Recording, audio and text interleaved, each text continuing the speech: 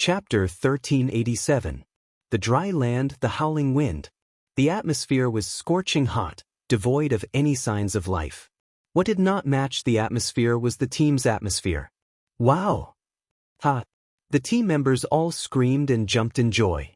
If it was any other team, the most common method would be to send a strong professional, preferably a defensive warrior, to take the Hellboar's charge head-on, then drag it into a battle of attrition, slowly whittling down this thick-skinned demon boar.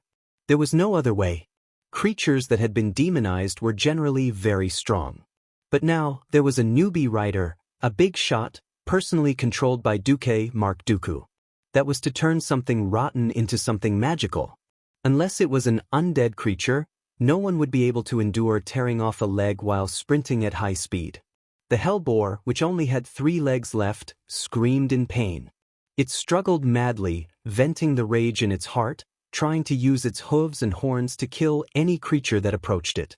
If this was a mission issued by Honor Castle, they would probably have to fight a fierce battle to take care of this thing, but they had a more important mission. Mantis Shrimp, let's go. Duque patted the red bug mount he was riding. The insect let out a low hum, then moved its 4 sharp and long legs and ran away. Ha! Awesome! Thomas and the others laughed and followed. The Hellfire Peninsula was a hellish place, a world where the strong preyed on the weak. If they left this 3-legged boar that weighed more than 2 tons here, it would not live for long. Moreover, this place was not far from Honor Castle. The guards on the guard tower had already seen this scene. Just because Duque and the others did not accept the mission didn't mean that others did not. As a matter of fact, there were already other teams eagerly rushing out to take advantage of the situation. Thomas and Duque did not care. The group of people swaggered off. The bug mount was very fast, over 40 kilometers per hour. But because of the strange curvature of the bug's legs and multi-joint shock absorption, it was not as bumpy as a horse. Not long after, the towering Honor Castle behind them disappeared into the horizon. A day later, the outermost guard tower in the southwest of Honor Castle was also left behind. The team had completely left Glory Castle's territory. Yeah, Thomas used a very standard charging movement while holding a lance that was over 5 meters long in his hands. The sharp spearhead accurately pierced through the head of a steel-toothed marauder while moving at high speed, and the rather tough head of the marauder directly exploded like a rotten watermelon. Purple blood splattered in all directions. At the same time, the center of the spear that was supposed to slow down the momentum of the knight and the lance exploded. Let's go! Thomas did not stop and called for everyone to continue the assault. This insect also had a 4-legged pedestal-like base. Its lower body was very similar to the Karaji insect people, but its Megata-like upper body was abnormally ugly. However, its mouth full of buck teeth was not just for decoration. Duque had personally seen an Alliance knight get his upper body bitten off less than 20 meters in front of him. Please note that the entire upper body was bitten off together with the 5 millimeters thick plate armor. From another aspect, this reflected that Thomas's shot was quite exquisite. For a giant insect with high speed and agility, he could still change the direction of the spearhead while charging at high speed along with the head of the steel-toothed marauder. This skill was like stabbing a matchbox with the spearhead at 60 kilometers per hour. It was amazing. Should it be said that he was worthy of the title of Highland Knight? Along the way, there were no hordes of monsters, but there were still all kinds of losses. 3 Karaji insect mounts had their legs broken. Because they had just set out, their supplies were still quite full. They could only move the most important supplies, abandon the excess goods, and let the 2 insects fend for themselves. 2 cavalrymen from Lordaeron were ambushed by a void demon. Half of their bodies were swallowed, and there was no need to pull them out. Only half of them were left on the spot. Duque used a round of arcane missiles to finish off the void demon, which could be considered revenge. After spending 3 days, the team arrived at the thorny path. Looking at the scene, almost everyone frowned. Isn't this too dangerous? Thorns were thorns, yes, but the roots were huge thorny plants that needed 2 people to wrap their arms around. It was a nightmare. The only path was an arched passageway in the thorns that could accommodate 2 carriages side by side. This was the so-called path.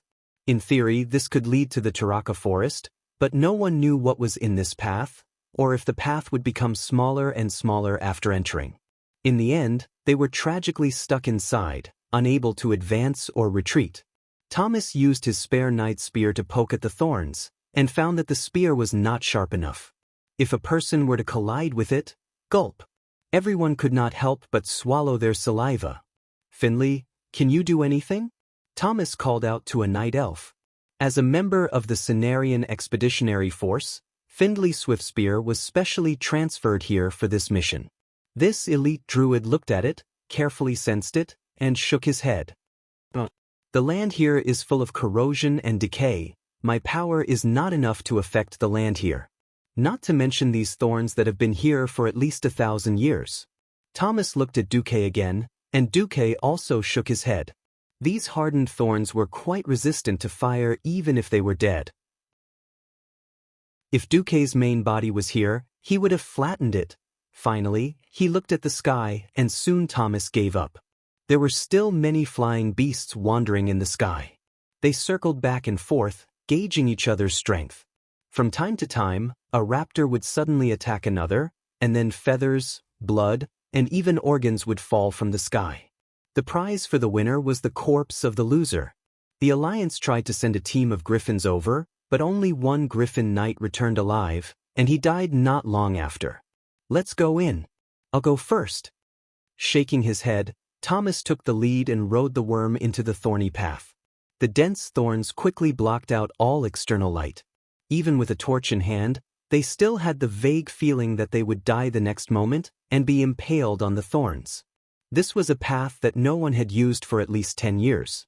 If not for the fact that most of the thorns had died due to the decay of the land, such a path would have long been covered by plants. Even so, the team was still extremely careful. The only fortunate thing was that Duque gave way to a dozen fireballs. The team formed a long snake formation around them, allowing the light to be slightly better. At this moment, Thomas, who was at the front, suddenly heard a scream coming from a place further ahead. Someone was attacked. Chapter 1388. There were people in front of the thorny path? Thomas's first reaction was that it was impossible. Before he left, he had already confirmed that his team was the only one sent by Honor Castle. Now, the main force of the Alliance was besieging Hellfire Citadel under the leadership of King Varian, and no matter how far the Alliance scouts went, they could not pass through Zangermarsh, which was further west of Hellfire Peninsula. Now, the entrance to the swamp was filled with a thick poisonous fog. Before the Cenarian Expeditionary Army's druids purified the fog, no one could pass through. Could it be Drenii? Duque finished Thomas's words. Perhaps this was the only explanation. The situation in the Outland was quite chaotic, and the major forces were intertwined with each other. Kale, that must have sat on his private phoenix and brought his underlings along the way, flying to the northernmost stronghold of the storm to help the Drenii guard their home. In the southern Taroka forest, he threw a team of his own there, and they directly became Shotrath City's astrologer. That was it. Although the Drenii would not be completely wiped out, what could they do with such a scattered force? In the center of the Outland were the two pits of Hellfire Citadel and Zangermarsh, which blocked the way. What made the Alliance angry the most was that Thrall did not control his subordinates. Or rather, those guys had been harboring evil intentions for a long time. Kargath Bladefist, this guy who died in the dark portal of Azeroth in this life and was resurrected by Sun King as a forgotten warrior hero, actually rebelled and announced that he would accept the power of the Burning Legion as an undead. He also regained control of the Shattered Palm clan and ran to the Shattered Hall of Hellfire Citadel to become the boss. Thrall was exasperated and turned to attack the Shattered Hall. Other than Kargath, there was also the chieftain of the Blood Ring clan, Kilrog Deadeye, and the chieftain of the Bone-Gnawing clan, Harkin Cranium Splitter. In this life, they were killed in the Dark Portal and were also resurrected by Sun King. Like Kargath, they had also served Nuzul under Kill Jaden's control. After being resurrected, they did nothing until they returned to the Outland. Only then did they reveal their ferocious fangs and raise the flag of rebellion. Unlike Kargath, Kilrog and Harkin were nowhere to be found. Duque suddenly had a feeling that the situation in front was related to these two chieftains who had run off. Charge! Thomas jumped down from the Zerg and raised his excellent shield up high. He drew his one-handed sword and rushed to the front. Then, with the illumination spell that Duque cast on his shield, he managed to distinguish the things in front of him and moved as fast as he could. Don't come over. Don't come any closer. A sobbing voice came from ahead. It was a female Draenei. Thomas and the others didn't understand, but Duque heard everything clearly with the help of the translation software. That's right. It's a Draenei. Duque's words made Thomas advance even faster. Thomas carefully placed the upper part of the large kite shield on his visor, revealing only half of his helmet. Using the gap in his helmet, he tried his best to look into the distance. He was close. He was close. It was getting closer and closer. Thomas brought Duque, Findlay, and a few other experts and rushed over first. After running for about 3 minutes, they saw their target. How should I put it? The current situation was rather comical. There were 2 huge and twisted vines, and in the narrow gap between the 2 vines, a blue-skinned Draenei girl squeezed herself in. She seemed to have used a hammer to smash the small thorns in the middle of the vines so that she wouldn't get hurt and could hide from the pursuit of the 2 steel-toothed raiders. However, even though the 2 frenzied raiders couldn't squeeze into the narrow gap between the vines, they still used everything they had to attack the Draenei girl. Their sharp claws kept going in and out, scratching the inside. The gap wasn't very deep. Even if the girl squeezed in with all her might, she still couldn't avoid the sharp claws that reached the end. Her butt happened to be facing outwards. Because of their body shape, the Draenei's butt was more perky. As a result, the girl's butt suffered and was scratched by the sharp claws again and again. The fresh blood stimulated these mutated monsters, and they seemed to become even more violent. Duque was the first to make a move, using the old trick of Calm and Mind plus Flame Blast. No matter when it was used, it was always high-end and classy. The sudden burst of light frightened the 2 steel-toothed darters. The one in front tried to dodge to the right, but in its haste, it was pierced by a large thorn spike. In the next moment, it turned into a barbecued meat skewer. Of course, no one would want to eat the barbecue meat of the steel-toothed raiders. Originally, the other raider wanted to run, but Findlay directly smashed Starfire on the raider's head, which instead aroused the ferocity of the beast. It let out a sharp cry and rushed over recklessly, just in time to meet Thomas's charge. Bang! With a loud noise, Thomas directly slammed its whole body into a thorn, and a dozen sharp thorns pierced its body from behind. Even so, it was still fine. It twisted its body frantically, trying to use its claws to kill Thomas and drag him down with it. How could Thomas, who was already prepared, give it this chance? Almost at the moment when Charge hit the target, he immediately activated Counterattack Windstorm. The raiders' fierce attacks, which were as dense as raindrops, were all withstood by the thick fine shield. With the support of the warrior profession's unique fury, Thomas made an attack that exceeded the limits of his normal body. The long sharp sword seemed to turn into a dagger, quickly and ruthlessly stabbing into the raider's abdomen. 1 slash, 2 slashes, 3 slashes, a total of 20 slashes, almost turning the raider's entire abdomen into minced meat. The 2 beasts died, and the atmosphere immediately eased. Looking at the humans standing outside, the Draenei girl was still in a state of shock. It's okay. Please don't be afraid. We are Alliance soldiers invited by your leader, Willin, to Shotrath City. Duque opened his mouth and spoke in the extremely pure Draenei language. This made Thomas and the others quite envious. There was clearly more than one hero who saved the damsel in distress, so why was Mark Dooku the only one to claim credit? Helplessly, other than him, no one else knew Draenei language. You are humans? Unexpectedly, the Draenei girl actually knew human common language with a thick accent. It was a little awkward, but they could still understand it. Everyone, including Duque, immediately realized they had picked up a treasure. Yes, we are humans. That's right, who taught you the common language? Those blood elves? Astrologer? Yes, Lord Willin instructed me that in order to better communicate with the human-led alliance, it would be best for me to learn the common language. These days, I have been studying very hard, and it seems like it has come in handy. As the Dreamy-Eye girl spoke, she bared her teeth and crawled out from the gaps of the vines. Chapter 1389. On the surface, she was covered in blood and was in bad shape. Duque could tell at a glance that the girl was very lucky.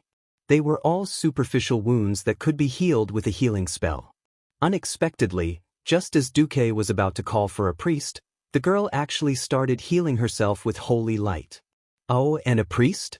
Taking advantage of this moment, Duque sized up the Dreamy-Eye girl. The girl had a figure similar to that of a human female, slim and slender. If it wasn't for the faint lines of her biceps on her arms, one would probably think she was a young lady just by looking at her silhouette. Her light blue skin glowed with holy light, and the girl was bathed in a holy aura. Although in Duque's eyes, this level of holy light was still very shallow. She had two S-shaped curved goat horns on her head, and below her knees were recurved hooves that were a little unthinkable for humans. For balance, the girl's body also seemed to have become curvy in both the front and the back. There was no gorgeous clothing. The Dreamy-Eye girl was dressed like a typical commoner girl. The white linen top only covered her well-developed outland peaks. It seemed to be a typical off-the-shoulder outfit for ease of movement. The top that went from below her ribs to her neck made her neck look even more slender. A pair of leather pants that should have been brown had now turned dark red due to the blood staining them. She carried what in theory was a short warhammer in her hand, but in Duque's eyes, it was just a wooden stick and a metal lump. Duque noticed that there was no blood on the head of the warhammer. There wasn't even any blood left behind. A rookie on the battlefield for the first time? Duque really didn't know why Wayluin would send such a rookie to die. In the chaotic outland, it was enough for her to die 100 times. But no matter how he looked at it, this guy's luck was EX+. If she had the ability to come to the thorny path alone, she actually ran into the once-in-a-century Alliance advance team. "Excuse me, can you please turn around?" The Dreamy-Eye girl's face was red. While Thomas was still in a daze, Duque had already come to a realization. She felt that her buttocks had been pierced by the flying man's sharp leg. Now that she was going to heal herself, it was really indecent to be injured there. Duque thought for a moment. Seeing that this guy wouldn't have a high-end item like a storage space bag, he directly handed over a piece of canvas. "Thank you."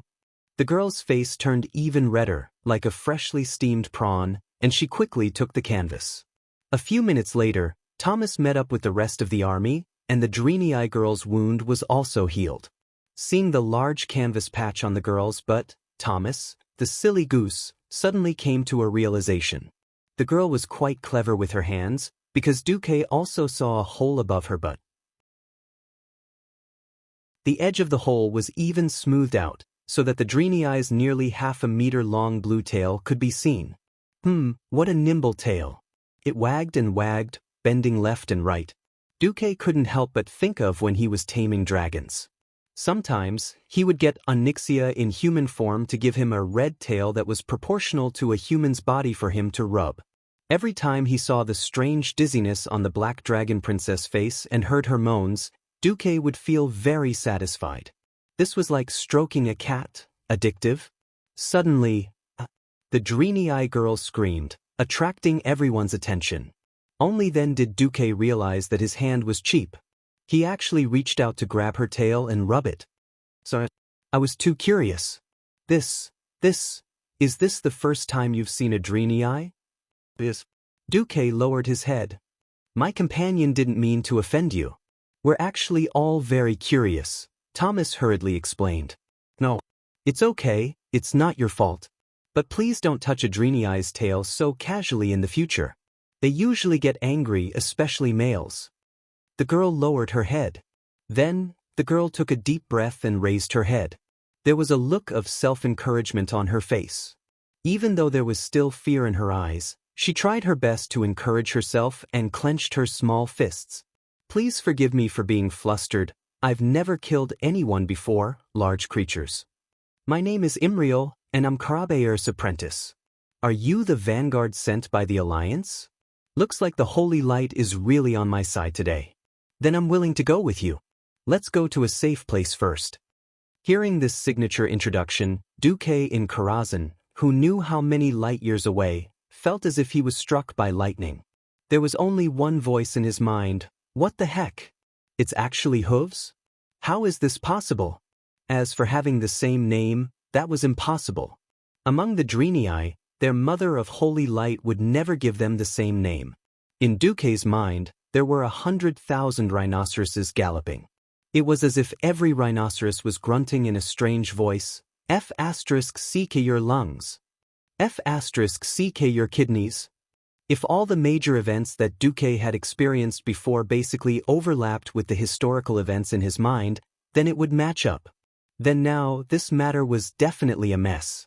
According to the original history, this Drenii girl Imriel, who was affectionately called Hooves by countless players, would only appear in the 6th version of World of Warcraft, King of Draenor. Normally, that would be at least 30 years after the Dark Portal. Why would she appear at this time? No. The Drenii's lifespan was already extremely long. Didn't you see that the 3 leaders of Eridar from 25,000 years ago were still alive and kicking? Didn't you see that even after 10,000 years, the Eridar twins were still as beautiful as flowers? If Imriel lived for 8 to 10 years, it would be equivalent to 2 to 3 days for humans. Regarding this deviation in history, Duque was convinced. I'm Thomas Faddick, a warrior, the captain of the advance party that the Alliance sent to Shotrath City. I'm Mark Dooku, a mage, the vice-captain of the advance party. After a round of self-introductions, everyone finally knew. At this time, Shotrath City was being attacked again. The one leading the army was actually Kilrog Deadeye, who had just defected from the Horde and ran over to Illidan's camp. Shotrath City had never really been restored, even with the addition of some blood elves, who were the current astrologers. Shotrath City was still in a precarious situation. Willin, that quack, claimed to have seen the future. He had a premonition that there would be an Alliance team heading towards Shotrath City from here to seek contact. So, even though he was in a state of shortage of troops, he still sent a team of 20 people to provide support. However, not every Drenii who received the protection of the Holy Light would be immortal. It was not easy for them to get out of the secret path. Before the group of 20 could even walk out of the Terakar forest, they were attacked by their former comrades, who were now the Broken, to the north of Turum, the former Drenii settlement.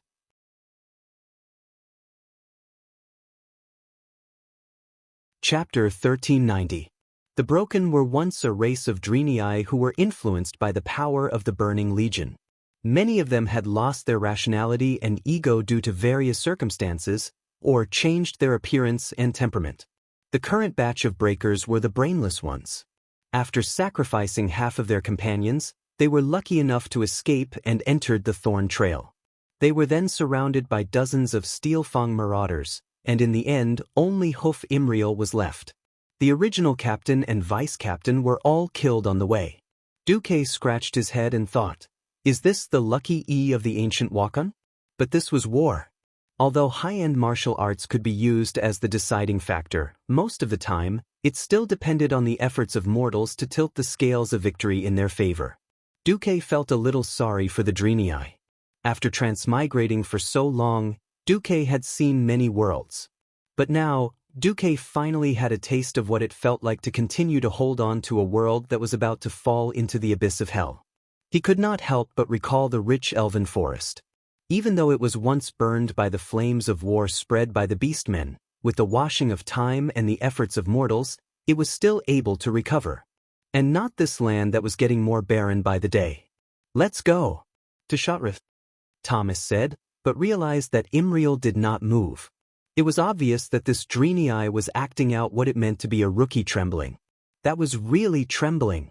The trembling was even more obvious on her tail. That was because every member of the Alliance team was riding on a large bug. These bugs looked very tame.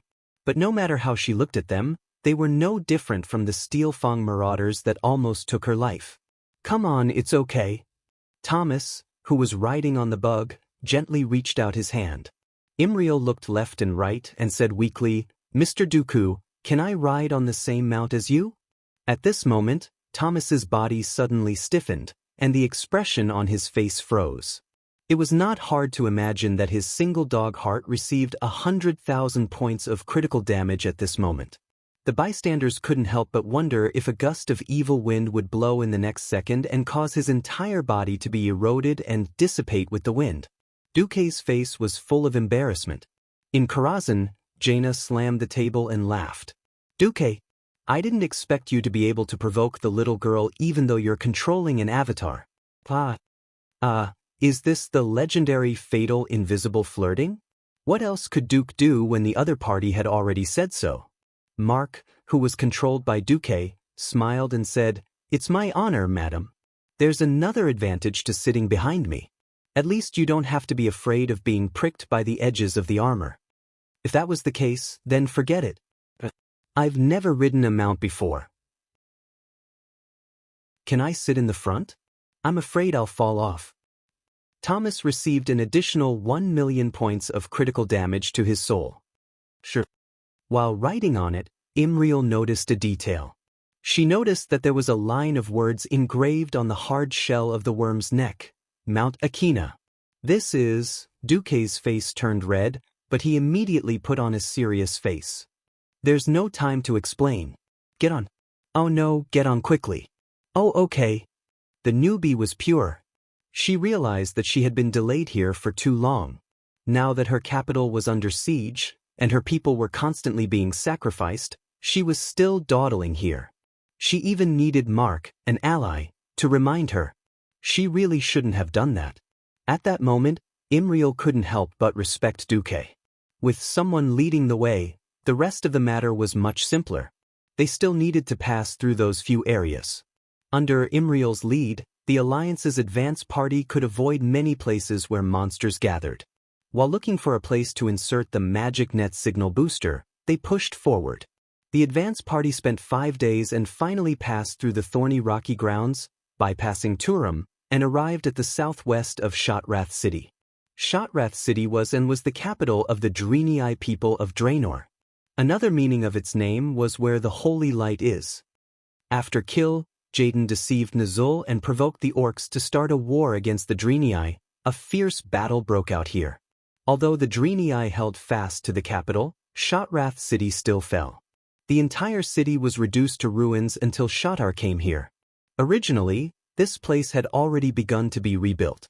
Although the progress was incomparably slow, it was indeed being rebuilt.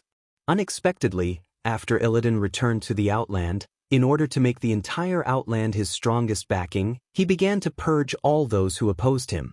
At that moment, the sound of war drums outside could be heard even a few kilometers away, reaching the center of Shotrath City. Unlike the tense atmosphere of the battle outside, the center of Shotrath City was quiet. Shotrath City had a strange structure. In the center, there was an incomparably huge hemispherical hall. The buildings of the Draenei all had a similar style. This hall was a bit like the Temple of Karaba, the Draenei's holy land. It was supported by huge gray-brown pillars. In between the gaps of the stone building, it was all dazzling purple and blue glass. The pointed leaf-shaped doors were stacked one after another. No matter when it looked like a beautiful work of art. In the center of the hall, there was a human figure made of countless golden leaf-like fragments floating in the air. That was the synonym for holy light, Na. This kind of energy creature with a strong sense of self was the most resolute existence against the Burning Legion. In front of the surging energy of the Naru's seat, even the most bloodthirsty warrior would be at peace, and the most exhausted believer would be in awe. In front of the seat of Naru, anyone who glanced at it from afar would receive great comfort from the pillar of holy light. In front of the seat of Naru, Valen carefully recalled the clues he had recently sensed about the future, trying to discern the deep or shallow connections between them. Over the past few months, he had sensed more and more fragmented clues. The Draenei prophet crossed his legs under his body and put his hands on his old knees. When he meditated, the crystal seemed to respond to his power. It shone, pulsed, and danced around him in a chaotic but not orderly way. Countless illusions that could happen in the future were surging towards him. Once again, he sensed a variable full of hope coming from the east. At this moment, on the wide passage of Shotrath City, Garrison Officer Marlad was holding a huge crystal warhammer, fighting against those hateful beastmen. These guys looked no different from 20 years ago. He was very tired. Even if the holy light gave him endless courage, it still could not completely offset the exhaustion of his body. At this moment, his hooves slipped, causing him to fall to his knees. Seeing an incomparably filthy broken axe about to chop his neck, he could even feel the aura of death emanating from the poorly made axe blade with a few notches. Suddenly, the tribe blew the horn to retreat. What happened?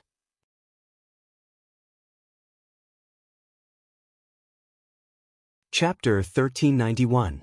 The Drenii were at an absolute disadvantage. Although they had the support of the Holy Light and could theoretically heal their wounds endlessly, the Holy Light was not omnipotent. The blood lost in the wound could not flow back into the body, and the lost strength could only be recovered through rest. Unless there was a high concentration of Holy Light, there was no way to defend against knives, axes, and clubs. In the face of an enemy 10 times their size, the advantage of the Holy Light had been worn out. If it were not for the magic support of the astrologer, Shotrath City would have been breached long ago. It could be foreseen that if the situation did not improve, it would be a repeat of 25 years ago, and the Drenii would once again lose in a war of attrition. The orcs used blood and lives to wear down Shotrath City. However, the loud sound of war drums, the clanging of weapons, the moans of the dying struggling on the ground, and the angry roars, all the sounds were stopped by the sound of the retreat horn. What happened? Every warrior on the battlefield had a confused expression. Last time, the one who saved Shotrath City from destruction was the blood elf who had now become an astrologer. Who was it this time? No one. In the desolate sky, there was nothing. Ordinary birds and beasts had long been scared away by the loud noise. In the distance, the fell orcs, who had learned their lesson, had sent back and forth patrolling wolf riders. There were no reinforcements in sight. What drove Illidan's lackeys to give up the victory that was within their grasp? There was only one answer. It was a blue flag that had been raised beside the Drenii's Holy Light war flag in Shotrath City. None of the Drenii had seen this war flag. Legend had it that the flag of the alliance from another world, which had reached a preliminary alliance with the Drenii, was also blue. But that flag had a lion on it, and this one was a tornado. Could it be that this flag scared the enemy away? That was impossible, right? The Drenii garrison officers almost forgot to breathe, and looked at this scene with an expression that they had never seen before. Not to mention them, even the Drenii maiden Irel who had just raised the flag was so shocked that her jaw almost dropped. Her teeth were chattering. It actually scared off those ferocious orcs. Thomas, who was standing at the side, was also extremely shocked. Of course, he recognized this flag, or rather, he had grown up listening to the legend of this flag. This Storm Duke flag was the symbol of an era, a living legend.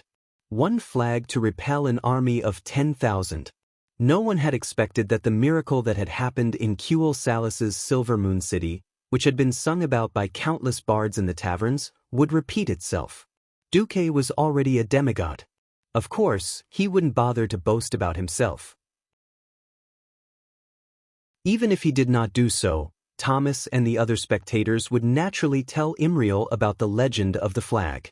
In an instant, the little girl had turned into a fangirl. Even her gaze towards the Storm War flag had become filled with some kind of fanaticism.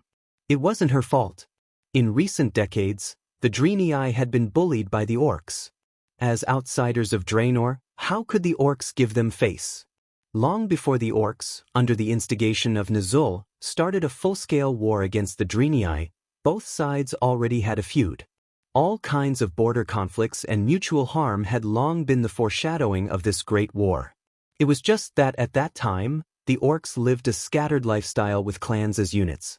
The Drenii also tried their best to suppress themselves under Valen's persuasion. But so what? The orcs took pride in killing the Drenii. The brave Drenii, their fathers and brothers had their heads chopped off and made into specimens, which were hung on the war flags of various clans. Their wives and daughters were used as food to feed the bloodthirsty war wolves. And all of this came to an end with the unparalleled war that lasted for several years, as well as the fall of Shotrath City. Battle after battle, defeat after defeat. Defeat after defeat.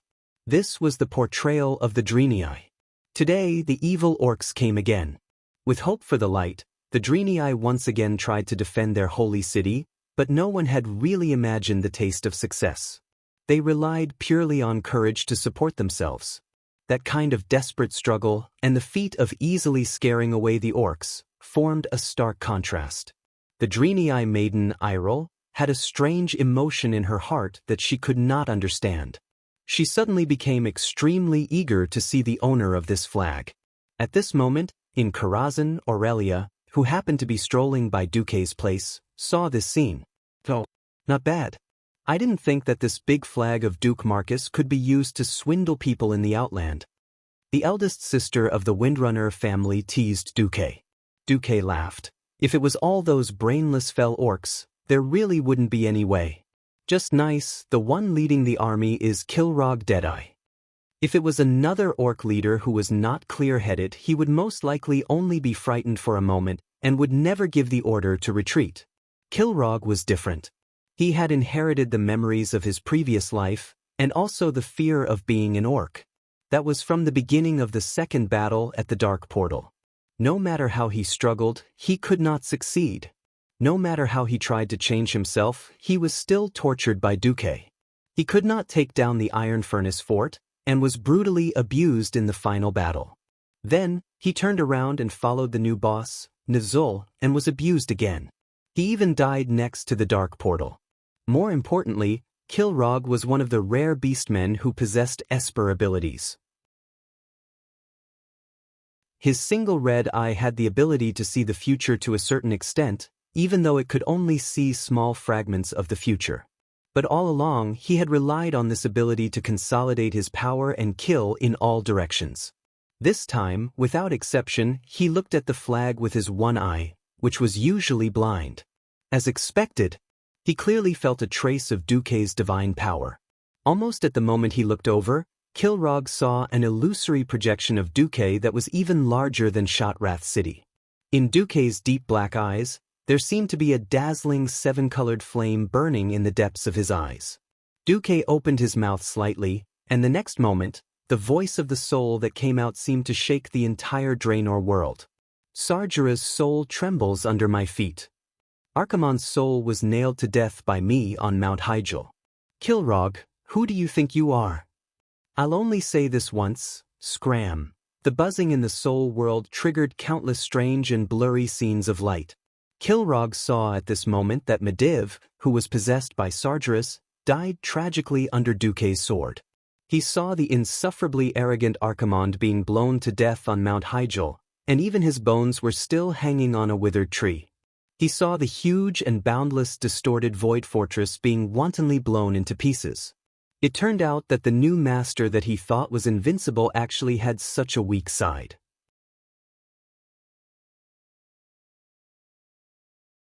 Chapter 1392. At this time, Kilrog was already drenched in cold sweat. You can't possibly come to our world. You can't possibly come here. This is not your domain. It was as if he was asking himself, but also as if he was emphasizing it. It was more like an unconscious form of self-hypnosis. In his dazed state, Kilrog muttered these words over and over in a neurotic manner. What did I do wrong? I didn't do anything wrong. Sar was too weak. Orcs will never be slaves? But what he's doing now is to turn the Horde into eternal slaves of the Alliance. This world is the territory of the orcs. It's the world of the Burning Legion. You're just a demigod from the outside world. You can't do anything. Kilrog was a smart person full of ambition. He would obey the strong, but that was under the premise that the other party had shown his decisive strength. He firmly believed that Illidan under Jaden could better fight against the detestable Alliance. So, after returning to a place he was familiar with, he brazenly chose to raise the flag of rebellion. The funny thing was that when he faced Duque again, the first thing he thought of was the terrifying days when he was dominated by Duke Marcus. Continue to charge? No way. That guy is crazy. He can even burn his own main city, so he wouldn't care about the main city of the Drenii. The main building of Shotrath City was originally nested in the basin, and it relied on a few huge suspended tunnels for people from the outer city to directly enter the main building. If they used kerosene around the basin and set it on fire, then all the orcs in the tunnels would be finished. Chaotic memories floated into Kilrog's mind. The more he didn't want to think about it, the clearer his dusty memories became. The orcs had absolute military strength? That wasn't the first time. One fire burned the elven forest, and nearly 100,000 orcs were burned to the ground. So what if they attacked Stormwind City? Another fire burned another 100,000 of your elites. They had an overwhelming military strength, but every time, hundreds of thousands of orcs would be buried at the bottom of the sea, all to be fed to the fish. Every chief knew that changes had to be made, so they tacitly agreed to Orgrim taking power. But so what? He was weakened time and time again, and faced defeat time and time again. Finally, he reached the end of the road. When Kilrog woke up from the mental shock, he took a deep breath and exhaled all the air in his cold lungs in one go. His vocal cords, which were nourished by shadow power, let out a tremor of fear that came from the deepest part of his soul. All troops, heed my command. Retreat. Although the evil beastmen were bloodthirsty and ferocious, they weren't like the legendary berserkers who completely lost their reason and couldn't distinguish between friend and foe. The signal to retreat rang out. No matter how unwilling they were, they still had to retreat. The Drenii guards and soldiers could finally breathe a sigh of relief. They lined up the guards, and then the main force slowly retreated back into the city. A large number of civilians began to pour out. Most of them served as logistics. They carried away every compatriot who was still breathing and used holy light to treat them as much as possible. They also cleaned up every evil beastman who was still breathing. This was not something that Duque and Thomas could handle. On the other side, Imriel, who was still in a state of shock, suddenly quivered. Duque noticed the faint holy light that shone beside her ear. There's such a thing? As expected, Imriel bowed to Duque and the others. Lord Valen is aware of your arrival and is now ready to receive you. Please follow me. Alright. Duque and the others were near the outer city. Originally, the fastest way to get there was through the main passage that connected the inner and outer city. Because of the war, the 50-meter-wide passageway was already filled with all kinds of war machines or temporary bunkers. To enter the inner city, it was faster to walk through the basin. Walking through the messy basin, the surroundings had become a huge military camp, or rather, a temporary shelter. There were injured Drenii soldiers and skinny civilians everywhere. It was obvious that the city had begun to implement rationing, and all resources were prioritized for the guards and soldiers who could fight. Imriel was obviously a celebrity here. Almost every Drenii knew her and greeted her. Of course, not everyone and everything was good. Imriel, when are you going to pay me back the 6 copper coins you owe me? A Drenii lady said in Drenii language. Duque could clearly see that Imriel, who had been walking briskly after defeating the orcs, was instantly petrified. Duque was speechless. Was this the so-called dark history? Or a hero stumped by a single coin? Who would have thought that the famous Imriel in history would have such an embarrassing moment? When Hoof heard this, her hair stood up on the spot. Her blue tail stood up like a cat's fur. She glanced at Duque guiltily. Seeing that Duque did not seem to be paying attention to her, she patted her chest and hurriedly replied, Mamie, I've brought these guests to Lord Valen's place. That means I've completed my mission.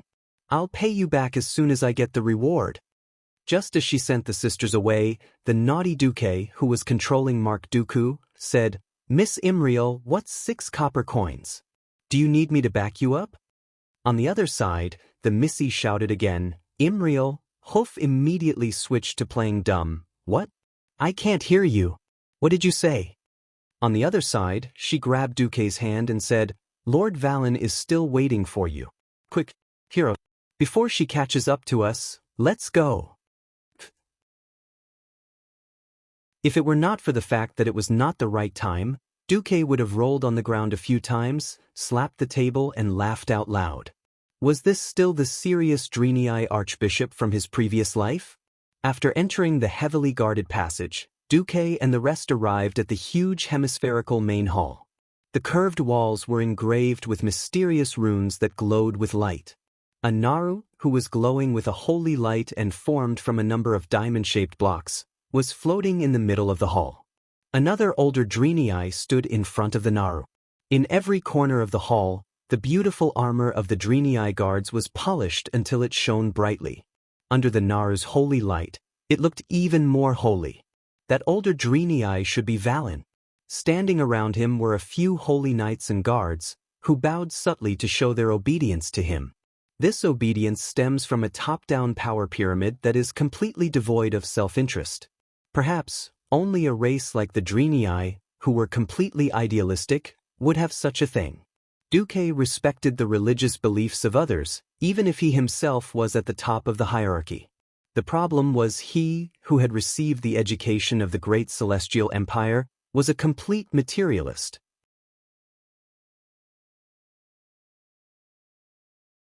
Chapter 1393.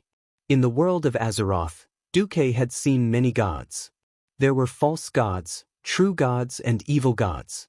The biggest feeling that these gods gave Duque wasn't that they didn't have their own ideals, but that they were more humanized. Hacker was brainless and xenophobic. Thun was immoral and devoured everything. Ilun was willing to take care of all good creatures under the stars. None of these gods were as pure as the Naru, and none of the believers were as completely selfless as the Drenii. Now that Duque had stepped into the realm of the gods, he should be prepared to have some fanatics who worshipped him. After all, he might be like Ilun in the future, needing priests to spread his faith. Perhaps the power of faith mentioned in many novels before he transmigrated would be a necessity. Although Duque understood the purpose of these people's existence, he was afraid of dealing with fanatics. Yes, I'm just Mark Dooku, a little mage in charge of delivering letters and guarding the front lines. As soon as he thought of this, Duque immediately activated secret observation mode. At this time, a few huge figures stood in front of the team. The leader was a burly Drenii in heavy armor, the shield of Valin, the personal guard of the prophet. For safety's sake, I can only let two of you see the prophet. Thomas was keenly aware that he, the so-called messenger, was not the target of the other party's attention. It was obvious that the scene of Duque planting the flag had stunned the Drenii. In fact, it was not just Thomas who felt this way. Even Imriel noticed that many eyes were focused on Duque. Imriel flashed a silly smile. I will wait outside. After the prophet Valin summons you, if you still need me, I will be at your service. Thank you. Thomas and Duque both revealed friendly smiles. Under the guidance of the shield of Valin, Thomas and Duque slowly walked over. As they walked, Thomas used small movements to tidy up his armor that he had already tidied up a few times. Duque heard Thomas muttering softly, I am now representing the Alliance. The two walked closer. Willin wasn't originally a part of Shotrath City. Valin used to live in the shrine of Karaba. Duque could still remember the first time he saw the shrine of Karaber in the game before he transmigrated. Above the shimmering sky, bright stars surrounded the bright moon, shrouding the vast land in eternal twilight. The shrine of Karaber was located between the vast sea and the dark plains of the Moon Shadow Valley. Unfortunately, the Karaber temple had already fallen during the war between the Drenii and the Orcs. In the original history, Nazul, who was still the great chieftain, had once opened a crack to another world in the temple of Karaber, which resulted in the explosion of Draenor. In this life, Nazul directly knelt in Karazhan. According to the information that Kale, that's had previously sent back, after the Orcs lost Nazul, the temple was occupied by the Lord of the Abyss, Magtheridon. Then, when Illidan was beaten up by Arthes in Northrend, he returned to the Outland and colluded with Magtheridon. The temple of Karaber became Illidan's lair. By the way, when it was occupied by the Orcs, the temple of Karaber was renamed the Temple of Darkness. Valin, who was homeless, could only temporarily hide in Shotrath City. Duque began to look at Valen, the super swindler. To be honest, no matter how many times he saw the Drenii, especially the male Drenii, Duque could easily associate them with demons. After all, they were of the same origin. The Drenii only called themselves Drenii after they split from Eridar. It was hard to imagine that the same race could give birth to the Drenii, a race of extreme light, and also evolve into the incomparably evil race of Eridar. Valen was very old. Even as a Drenii with an almost eternal lifespan, he still looked very old. Compared to the light blue skin of the Hoof Imriel, Valen's skin was more of a deep bluish purple. Because of his extremely long white eyebrows, coupled with the long beard that reached his navel, and the long blue beard on his chin that looked like 4 cow tails, for a moment, Duque thought that he was looking at a lobster man or something. The antennae, the beard, and the like were too powerful. Valen's white robe had complicated red embroidery with golden edges. Coupled with the noble and elegant purple as embellishments, and the huge back that looked like 4 torches that were taller than his head, he looked, even more like a swindler. Towards these fancy things, Duque did not feel anything. However, when Duque and Valen looked at each other, he was suddenly shocked. At first, Valen's gaze was extremely calm, even to the point that his gaze felt like sunlight. For countless years, months, and days, it warmly shone upon every living being. His deep gaze was filled with wisdom, and it gave off a trance that could easily see through all falsehoods. However, in the next moment, the eternal calmness on Valen's face was swept away, replaced by a fleeting shock and anger. Compared to the calmness a moment ago, it was even more frightening. Even though Valen had only said one word, it was enough to raise the vigilance of Valen's shield and the guards. In less than 1/10 of a breath's time, they had already unsheathed the weapons at their waist. Numerous Valen's shield had already raised their large shields, blocking in front of Valen. Everything happened too quickly, and Thomas was caught unprepared. No one expected that in the next moment, Valen and Mark, who was controlled by Duque, would raise their right hands at the same time to stop them. "It's fine." The one who spoke was Valen. "Have we been seen through?" The one who smiled bitterly was Duque. Valen immediately made a gesture, and all the guards scattered. He turned his head and bowed slightly to Duque. "Please forgive these children. In the long years that have passed, Jaden has never given up on killing the Drenii. The one he hates more is me. That is why there has never been a lack of assassinations around me." "I understand," Duque replied calmly. "I have my difficulties as well. Can you keep what you saw a secret for me?" "Of course." After receiving Valen's reply, Duque turned around and faced the dumbfounded Thomas. "My apologies, Brother Thomas. Actually, I am the envoy for this visit to Shotrath City. I have no choice.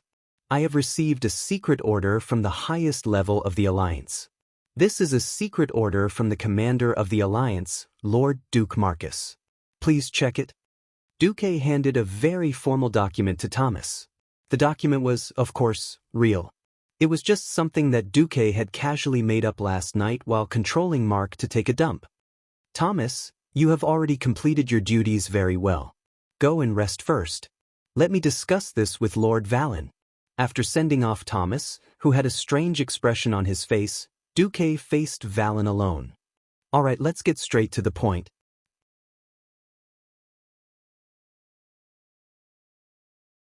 Chapter 1394. Duque was not at all surprised that Willen could see through him. Willen was originally an Eridar. This mysterious race not only had high intelligence, but they also had talents that other races could only look up to in terms of the soul and the use of various energies. Duque could trick passers-by and trick hooves, but he definitely could not trick Willen.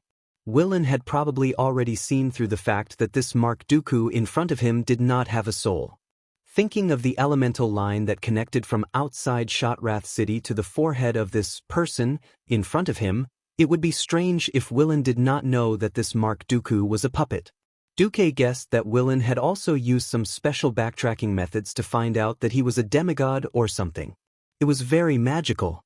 Even after Willen had done so much, Duque still did not feel touched in Karazhan's defense system or his own spiritual senses. This method was also amazing. As expected, he could not underestimate the heroes of the world. At this time, Willin spoke. The 4 lobster-like tentacles on his chin made Duque's balls ache. Was this 4 blue balls glued to his chin? I did not see through everything, but I deduced that it was you. Alright, honorable guest, how should I address you? Just call me Mark Dooku. But the agreement I reached with you will be sent over in the form of an official document from Fort Glory within 3 days. Duque was still very careful. He did not doubt the loyalty of Willin's subordinates, but the Burning Legion's methods of gathering intelligence had nothing to do with loyalty. Any detail could be analyzed, and a lot of things could be calculated. Mark Dooku was not a suitable chess piece to be exposed at this time. If there was no direct video and first-hand information, then Duque, who could not leave Azeroth, could only command blindly if he really wanted to. When Willin heard Duque's words, there was an obvious sense of relief on his face. The situation of the Draenei was too bad. It should be said that they had not been well for the past 30 years. Recently, with Illidan becoming the king of the Outland, the situation of the Draenei had worsened. It wasn't that Willin hadn't come into contact with the Alliance from the alien planet called Azeroth.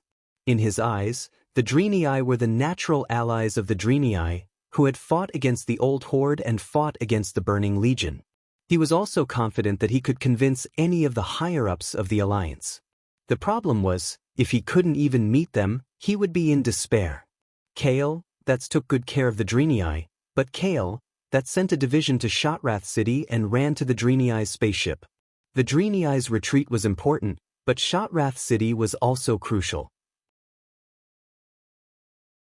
The most troublesome thing was that Valen learned from the astrologer who had defected to them that the seemingly powerful Prince Kael, didn't have much say in the powerful alliance. The alliance was a union formed by a bunch of countries of different races.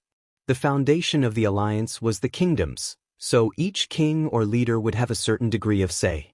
The race with the largest number of kingdoms was the humans, who were the core race of the alliance. And above all the kings was the commander who was jointly elected by the kings of the various countries. That was the human mage Duke Marcus from Stormwind. Valen was very happy that the alliance was made up of the Church of Holy Light, who also believed in the Holy Light. But there was another problem. Only a king called Kalia Menethil believed in the Holy Light, and Kalia was almost a mascot in Kael, that's words. Most of the power of the alliance was in the hands of the mages and warrior leaders. What else could Valen do? It was very difficult for him too. Due to the inconvenience of transportation and communication difficulties, he barely knew that the Alliance and the so-called New Horde had begun an expedition to Draenor through the astrologer's intermittent magic transmission. He also heard that it was the king of Stormwind City who had come. Valen was both happy and nervous. For the arrival of the Alliance, Valen could be said to have painstakingly prepared a lot of materials. Originally, Valen was already very happy to be able to get on William's good side. Who knew that after using his soul to backtrack, he would find out that the master of the puppet in front of him was actually the only demigod in the Alliance. Valen was so excited that his hands were almost trembling. Although due to the situation, I was unable to reach a face-to-face exchange, I am still very grateful to the Alliance's commander, His Excellency Duke Marcus, for taking this seriously. I am the one who is embarrassed that I can't come personally. Then, before we officially talk, I hope to show you something, His Excellency, the older Draenei said softly. He stretched his body and floated up. The prophet maintained a height of about 10 centimeters above the complicated and gorgeous patterns on the ground of Shotrath City. He approached Mark and tried to press his palm between Mark's eyebrows. I am very sorry for this action. To achieve telepathy, this is necessary, the prophet said. Duque was curious. Is it about Argus? Or is it about the period when you were one of the 3 heads of Eridar? Valen was struck by lightning. He was struck by lightning. One had to know that at this point in time, the Draenei's contact with the Alliance was simply too one-sided. Many of the big shots in the Alliance had not even seen a living Draenei. They had only seen the fragments of the magic mirror from Kael. In addition, There were not many people from Eridar in the Burning Legion.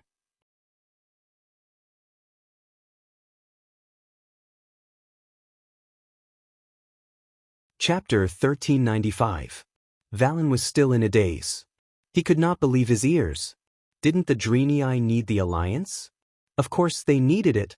The intermittent encirclement of the beastmen and demons had already pushed the Draenei to the brink of collapse. Now, the remaining Draenei were not even 1% of the original number.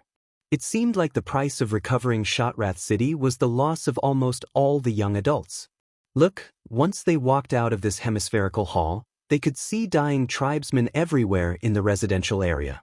They moaned weakly in the dirty and smelly muddy water, quietly waiting for the arrival of the Grim Reaper. Holy Light was not omnipotent. Holy Light could heal wounds and soothe the soul, but Holy Light could not solve malnutrition, could not let people regrow lost limbs, and could not kill the parasites that had burrowed into the body. Although Valen did not doubt that if those evil and dirty beastmen invaded the residential area, his dying brethren would teach the invaders what willpower was and what a desperate counterattack was, this could not stop this from being the best manifestation of the cruel reality of dying struggle.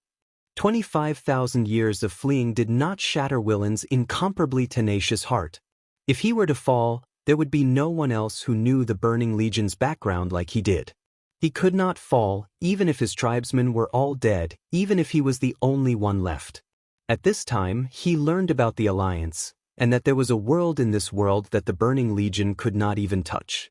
Even the astrologer of Shotrath City showed him a short video of the Burning Legion's invasion, including Archimonde's corpse hanging on the World Tree's severed limb on Mount Hyjal. Back then, in order to boost morale, the Alliance played this video on repeat in the main cities of the Alliance for 3 months.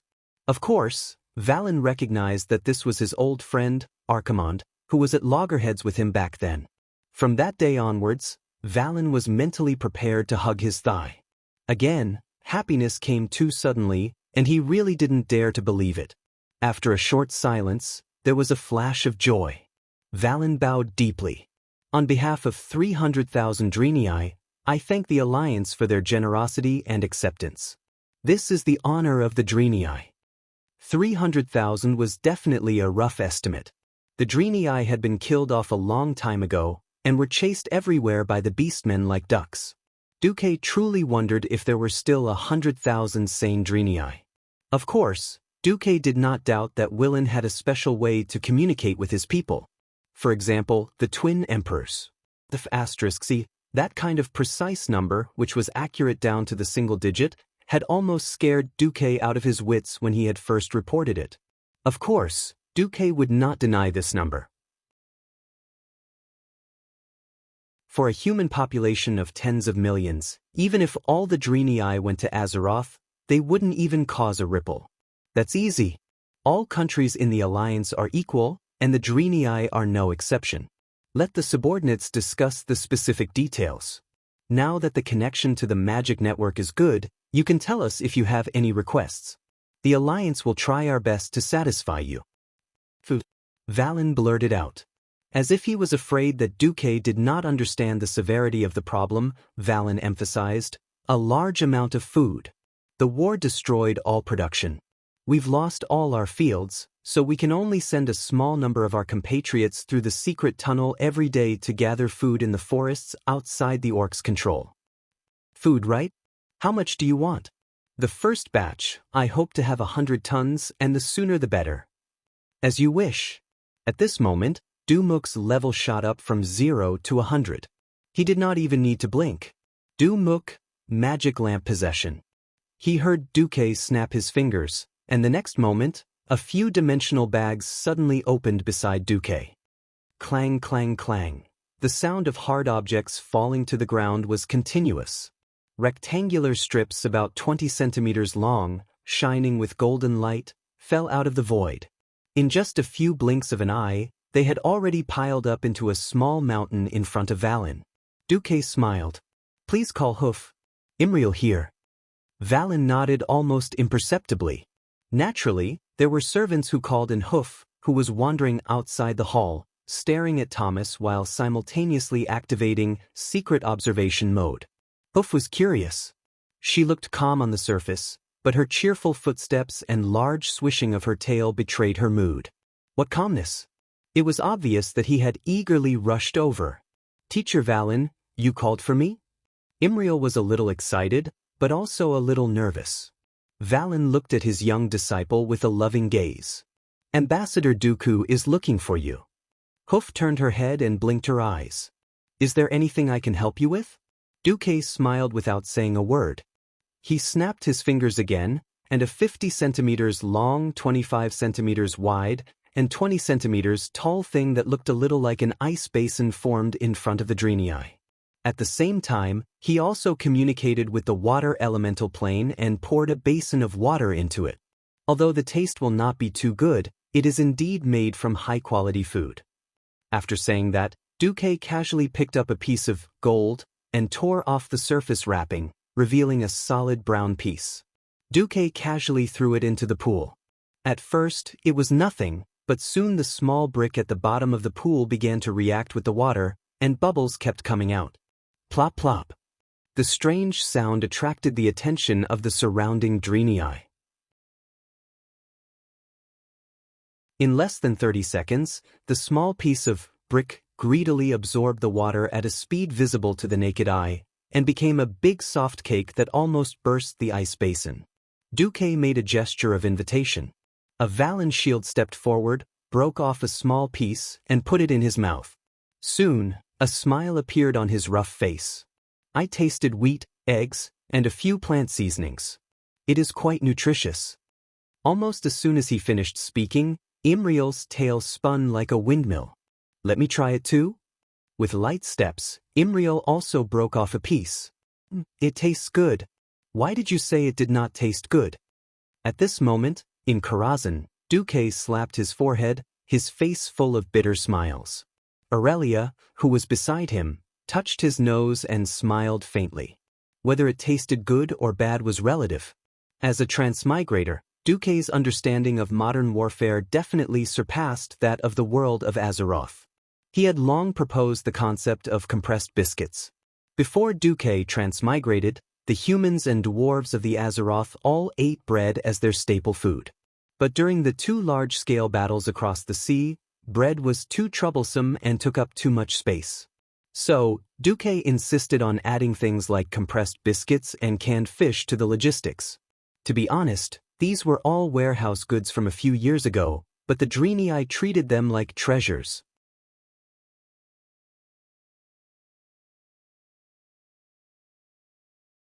Chapter 1396. As a fan of the puppet army before his transmigration, and a commander who had personally led troops through many battles, Dooku was well aware of how tough it was for the soldiers. Think about it. After a whole day of battle, the soldiers would be lying in the trenches or in the camp on the bloody battlefield. They would even have to soak their feet in the mud when the weather was bad. However, after a bloody battle, they would often be given a piece of black bread that was not much bigger than a palm. When this black thing did not get wet, it could be used as a brick to hit people. Although it was a staple food for the poor in this era, it was only the lowest form of protection for soldiers who desperately needed to recover their strength. It was better than nothing. Hence, after the Dark Portal defeated Arthas' Calamity army on the Lordaeron continent in 15 years, Dooku took control of the alliance and proposed to make the first batch of compressed biscuits. Dooku thought of a way to get the dwarves to mix the flour, and then compress it into a small piece. Alright, it had to be said that the dwarves were very capable. He still remembered the first time he saw the finished product. Dooku ran over to take a bite, and almost broke his teeth on the spot. He finally managed to cut a small piece, and smashed it with a hammer, only to vomit on the spot. "What the hell is this black thing?" Magni shrugged. "Probably engine oil?" Lang looked down on Dooku's lack of knowledge. "Don't worry, a little engine oil won't kill anyone. When those bastards down there don't have any alcohol to drink, they still steal engine oil and mix it with water to drink." Dooku rolled his eyes. These bastards thought that they had a long HP and high HP, so they were courting death. However, what the two dwarves said was the truth. During the second battle at the Dark Portal, when the Iron Stove Castle was facing a food crisis, there were still many fellows who shouted that they could go without food, but not without alcohol. Only later did they find out that the compressed biscuits were indeed compressed enough. The damn dwarves actually used a press to press the compressed biscuits, and didn't even wipe off the oil stains. Duque spent a full 3 weeks to make this bunch of violent dwarves understand that the compressed biscuits could be given to the frontline soldiers. It must be able to bite through, and there must be no impurities. It must also be waterproof and moisture-proof. Of course, this was a thing of the past. Now, the Alliance's standard military rations had been improved to the 5th version. Compressed biscuits, sealed packaged flour, canned soybeans, canned pickled dace, canned beef jerky. Most importantly, the Alliance had developed canned soup that could automatically heat up with a pull of a rope, as well as instant noodles that had poisoned countless youths before Duque's transmigration. With the addition of all kinds of new military stoves, they could eat freshly baked white bread when conditions permitted. If there were no other conditions, he could use clean water that had been filtered through a strainer to boil it. Hot soup and instant noodles would definitely not be a problem. In order to facilitate transportation, the Alliance had made many things standardized, such as boxes for storing artillery shells and canned military rations. Furthermore, the types of weapons were reduced, such as the size of the cannonballs and melee weapons. Only in terms of food, there were more and more varieties. The beef jerky alone had 5 different flavors. No matter how conservative the commanders were, they had to admit that the morale of the soldiers was much higher than before. In the past, after a big battle, the soldiers were all like dead dogs, but now they were full of energy the next day. Back then, after the battle, we only had black bread. Instead of being hacked to death by the enemy on the battlefield, we almost choked to death on our own rations. The Alliance officers who were now lieutenants and colonels complained about this the most to the soldiers. Undeniably, because of these little things that the nobles and officers couldn't see, the Alliance's support for Duque had always been full. The Drenii temporarily wouldn't be able to experience this benefit. Of course, to prevent the Drenii from grumbling in their hearts when they found out the truth, Duque decided to give them a heads up first. To be honest, these foods were eliminated by the Alliance. Because of the high compression ratio, they are the most convenient to carry in spatial storage bags. Considering that you Drenii urgently need food, we used this method. Duque said apologetically. Valin used the holy light to examine it once, and a bright smile appeared on his face. No. Being able to fill our stomachs and survive is already the greatest gift to the Drenii. I thank Commander Duke Marcus on behalf of my people. For a moment, Duque thought he was hearing things. It sounded like the voice of someone with a high favorability rating. He took the time to glance at the system. Wasn't it close? He found that his reputation rating in Shotrath City had jumped from indifferent to irreverent. Needless to say, this time he almost moved himself. To use the food that the Alliance had accumulated for 6 to 7 years and was about to expire to give a favor, and then gain a huge boost in reputation, this was a good deal. Immortal, please distribute this food to your people. Duque turned and said to the hoof, who knew that when he turned around, Duque almost burst out laughing. Although the hoof was full of energy, it was actually starving, or it could be said that the food in Shotrath City was too bad, causing it to be gluttonous. What happened to the food test? What the hell, eating until both sides of your cheeks are full, what the hell is this? After noticing Duque's gaze, the hoof was so scared that it choked.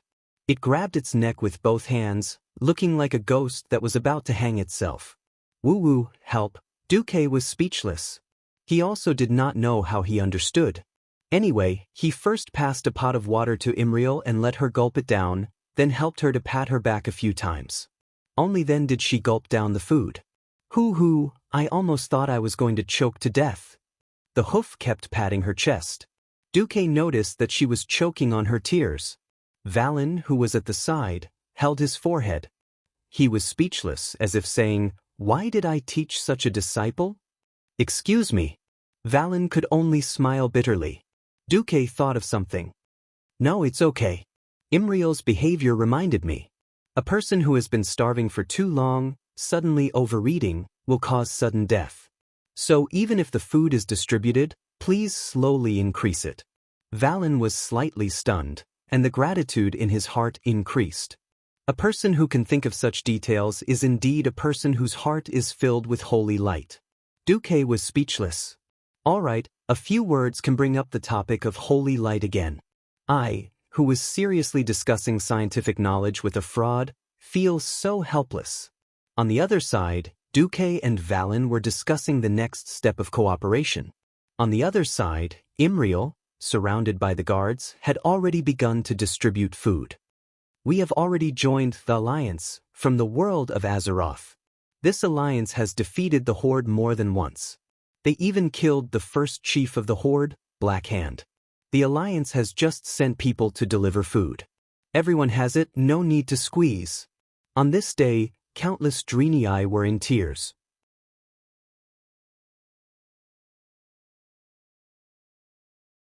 Chapter 1397. Who was the one crying tears of joy? Who was the one cheering for the seemingly ordinary food?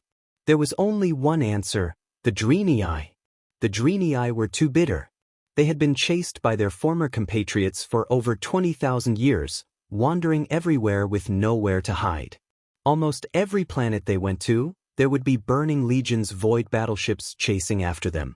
Forget about 1,000 years of peace, it was already good enough to have 50 years. Many times, the civilizations and races they encountered were weaker than them. They could not help them resist the burning legion. In order not to screw them over, they would even take the initiative to leave those planets with intelligent beings. How could they be like today, receiving shelter and protection from a powerful force? From the astrologers who had already become a branch of Shotrath City, they had heard of the powerful legends of the Alliance. Now, it seemed like they were lucky enough to be witnesses to this invincible legend. Be careful not to choke. If you've been hungry for too long, your stomach won't be able to take it if you suddenly eat too much. She had a serious expression on her face, as if the person who had just choked on the food was not her, but some passerby. Fortunately, the Draenei all believed in the holy light. Even the apprentices from Karabeir's temple had a sense of blind obedience. Both adults and children were hungry, but they were very disciplined. There was no crowding, no fighting, and everyone lined up to wait for Immortal and the others to distribute the food. Do you see that? There are many tons of food there, enough for us to eat for a month. Hold on for another week or two, and the Alliance will open up a path from Hellfire Peninsula to Shotrath City. The Draenei listened to Duque's little suggestion, and took the mountain of compressed biscuits and soft food that looked like puffed cakes and patrolled one round around Shotrath City. With food in their hands, they did not panic. The Draenei were famous for their resilience. Now, they were even more confident that they could defend their main city. At the entrance of the main hall, the shield of Valen surrounded Valen and Duque, standing side by side. Valen looked at this scene and felt a lot of emotions. I really didn't expect this. There are many things that you didn't expect. The Draenei joining the Alliance is a win-win for all of Azeroth and the Draenei. The Alliance needs your technology and the guidance of the Holy Light. You need the Alliance's combat power and protection. We are natural allies, aren't we? Indeed. Valen nodded. Nothing could be more beautiful than this union. One had to know that within the Alliance, the Church of Holy Light was a pillar that transcended nations and races. Even though the Night Elves had the protection of Elune, the Holy Light Church was still the main force in the Alliance. Coincidentally, ever since Alonso's and Uther died, the position of Archbishop of Holy Light had been vacant. Duque immediately suggested that the great trickster Willan should take this position. They were of different races, but their beliefs were the same. In addition, educating outsiders was a great honor for the Draenei. How could Valen refuse? His heart that was hanging in the air had long since been put down. As long as the Alliance sent reinforcements, they would be able to announce that Delaney had perfectly merged into the Alliance. Praise the Holy Light. Praise the Alliance. Long live the Prophet. Now that he was full, if he didn't roar, how could he be worthy of this ecstasy and joy? The entire Shotrath City was boiling. The noise spread thousands of meters away, and the entire Fel Orc camp could hear the unique cheers of the Draenei. Kilrog Deadeye knew that Shotrath City wouldn't be able to be conquered by just relying on him and his fell orc army. He was also suffering. When he first joined Illidan, the first order that Illidan gave him was a death order. But in the past few days, he couldn't contact Illidan at all. His new master seemed to have disappeared from the face of the earth. The command center of the entire Outland army was completely paralyzed, and the commanders of each place were fighting their own battles. Megtheridon asked for help from the Dark Temple, but the Dark Temple ignored him. He asked for help from Vasht's Naga army in Zangarmarsh to the west, but Vasht said that without Illidan's orders, she could only continue to carry out her original orders and extract the lake water from the swamp. As the saying goes, every family has its own problems. At this time, the tribe was also in trouble. In the frontline camp outside Hellfire Citadel, Thrall looked up at the sky. The Azeroth sky and earth seemed to be a distant memory, far away in his mind. All he could see was the endless darkness in the sky, torn apart by the occasional flash of light or mysterious energy. Seeing the stalwart figure beside him, Thrall asked, "What's the situation?" "There are a lot of casualties, but more importantly, our food supply can't keep up." The dead man had no expression to speak of, but Orgrim's voice was full of shame. "It's all my fault. I should have known that the situation would be worse than I thought." He thought that when he returned to his hometown, the tribe with the orcs as the core would be fighting on home ground. He didn't expect that his hometown was still his hometown, but it had long changed beyond recognition. Even with the addition of the goblins, the tribe's supply method was still primitive. It was the kind of gathering local materials and then consuming the surrounding natural resources like locusts. 23 years ago, in the era when Orgrim left, it was still possible to hunt near the Dark Portal, despite the lack of resources. Now, the land was completely barren, and even if there were monsters wandering around, most of them were demonized creatures that had been seriously contaminated by dark energy. There really weren't many prey that could be eaten. It wasn't that demonized creatures couldn't be eaten, but the problem was that eating them would make them more and more like fell orcs, and that was completely putting the cart before the horse. Originally, Thrall had also asked Kilrog and the other orcs who came from the Dark Portal later, but he didn't expect them to have ulterior motives. They actually lied and said that they were not much different from Orgrim's time. If the tribe could learn from the Alliance and use elite tactics, they might be able to reduce the pressure by reducing the number of soldiers. The point was that they couldn't. Ask the Alliance for help. I'm willing to bet that Duque calculated that we would have a problem with supplies, so he must have reserved our share. Orgrim gritted his teeth. This wasn't hatred, it was more like helplessness. None of the tribe leaders could blame Duque, because before they passed through the Dark Portal, Duque had specially asked William to ask if they wanted to prepare supplies for the tribe. Of course, supplies were not free, and the tribe needed to exchange more ore and resources. There's no other way. That's the only way. Thrall sighed. He had long noticed that the tribe was being invaded by the Alliance's economy and culture. Ever since the ceasefire and forming an alliance with the Alliance, he had been paying attention to boosting the tribe's race soul and reducing the invasion of the Alliance's various values and social views. Now it seemed that he had failed. Half a day later, the canned beef from the Alliance arrived from Fort Glory. There was a burst of enthusiastic cheers in the tribe's camp. This made Thrall feel even more defeated.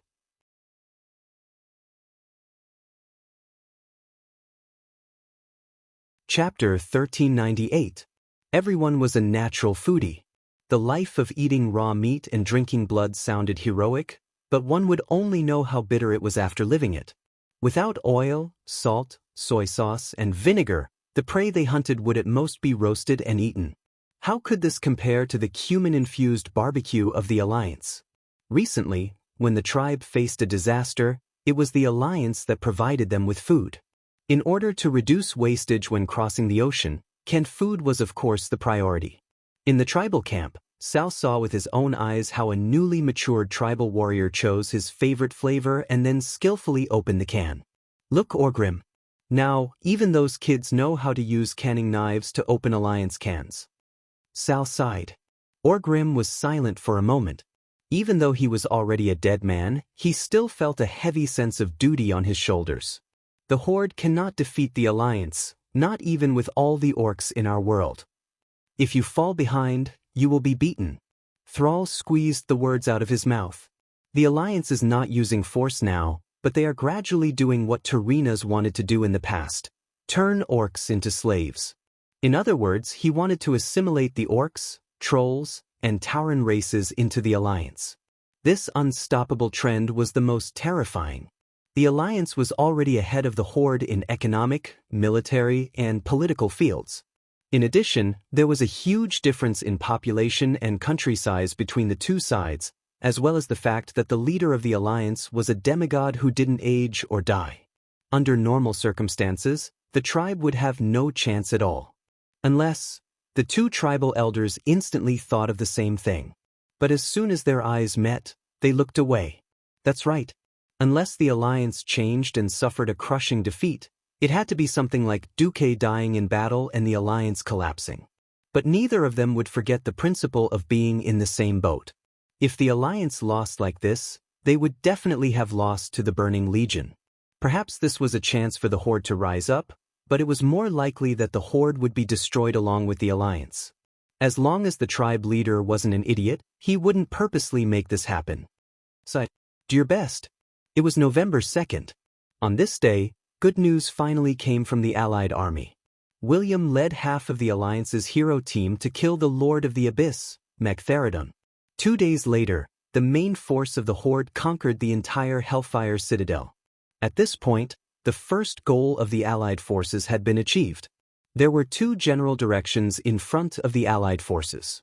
The first was to charge west into Zangermarsh. If they could open up the swamp, then the Allied army's choices would become more plentiful. They could turn north into Blade Peak and chase after those traitors who betrayed the tribe. Finally, they could go further north to the Nether Storm and settle all the unstable factors. They could also head south of the swamp and enter Nagrand, where most of the normal orcs lived. The second was to enter Terakar Forest from the southwest. He would completely establish a connection with the Draenei, and then use Shotrath City as a base and supply transfer point. However, the following march would not be easy. This was because the Auchenton area in the southern part of the Teroka Forest was completely out of control. There were a large number of undead creatures, Illidan's lackeys, and the crowmen. Of course, they could directly attack Moonshadow Valley from the east of Shotrath City, where Illidan's lair, the Black Temple, was located. But if he did that, he would run the risk of his retreat being cut off. Because Vashj could easily ambush the Allied army's supply line. No army could withstand this kind of attack from the front and back. However, the Allied army could not avoid it at all. From Fort Glory to Shotrath City, Duque and his party could be said to have a smooth journey. That was under the premise that the Nagas did not make a move. Because on the road from the Thorn Cliffs to Shotrath City, not far to the north was Lake Hermia. That lake was connected to Zangermarsh. Within 5 kilometers of the water, it was definitely the Nagas' world. In the Allied army meeting, the leaders of the Alliance and the Horde were all worried. Don't you have Nagas in the Alliance? How about letting them go into the swamp and fight with that Vashj? Orgrim would never forget how the elites of the Blackrock clan under his command were tortured to the point of crying for their parents 20 years ago. It was the same in South Shore, and it was the same in the Hinterlands Seaview Cliff. Varian smiled bitterly and shook his head. I've already asked. I've also asked Duque to borrow that Naga. Did Duque refuse? Sal asked. No, the point is that Duque thinks that Vashj is likely to be a demigod. He doesn't have any good suggestions to give us. This time, the faces of the leaders did not look good. They were good at fighting on land and barely passable in air battles. When it came to water battles, they could only be a group of salted fish shouting 666 at the side. Even with underwater breathing magic, it was useless. Did they have to go into the water wearing metal cans? There was no need to fight, they would sink directly to the bottom of the water. Once the duration of the magic ended, they could only type GG amidst the laughter of the Nagas. Can we only find a breakthrough from Teroka? Orgrim muttered. Varian let out a breath of turbid air. Fandral. In the name of the commander of the Alliance Expeditionary Army, I order you to lead the Cenarian Expeditionary Army and build a forward base just past the Thorn Fong region. You will think of a way to deal with Vashch's Naga troops. At the very least, you must restrain her." Fandral Staghelm said bitterly. Ever since Du made a small report before Isra left, Fandral's position in the Cenarian Assembly had become a little unstable. Tyrande had sent him to the Outland with a single order. Under the double pressure, he had no choice but to obey. All right, it was not wrong to let the Druids deal with the underwater creatures. After all, only the Druids could transform into seals and have underwater combat power. Ignoring the constipated Fandral, the Alliance and the Horde began to discuss the defense of Taroka. The final result of the discussion was that the Alliance would defend Lake Hermia in the north of Taroka Forest, be responsible for transforming Shotrath City, and build a fortress at the entrance of the Moon Shadow Valley to prevent Illidan's counterattack. The Horde would focus on attacking the Auchinton area and opening up the road to Nagran so that more orcs could join the Alliance. This plan did not seem fair at all. The Alliance had to divide their forces, and the burden was also heavy. As the leader, one had to have the responsibility of leading. Now that the Alliance was stronger, this was the only way. In Karazhan, Duque finished reading the copy of the conference report sent by Varian, threw it aside, and rubbed his eyebrows. I didn't expect Vashch to become such a huge problem. On the surface, once the road to Nagrand was opened, it was possible to take 1,000,000 Horde troops and ignore Vashch and directly attack the Black Temple. But in reality, that was not the case. In the Outland, the teleportation portal was quite unstable. At most, Duque could open up a teleportation portal that was specifically connected to Shotrath City, but he could not guarantee a teleportation portal that continued to the front lines of the Moon Shadow Valley. Without a guarantee of supplies, he could not expect the frontline soldiers to have any combat power. I still have to deal with Vashch first.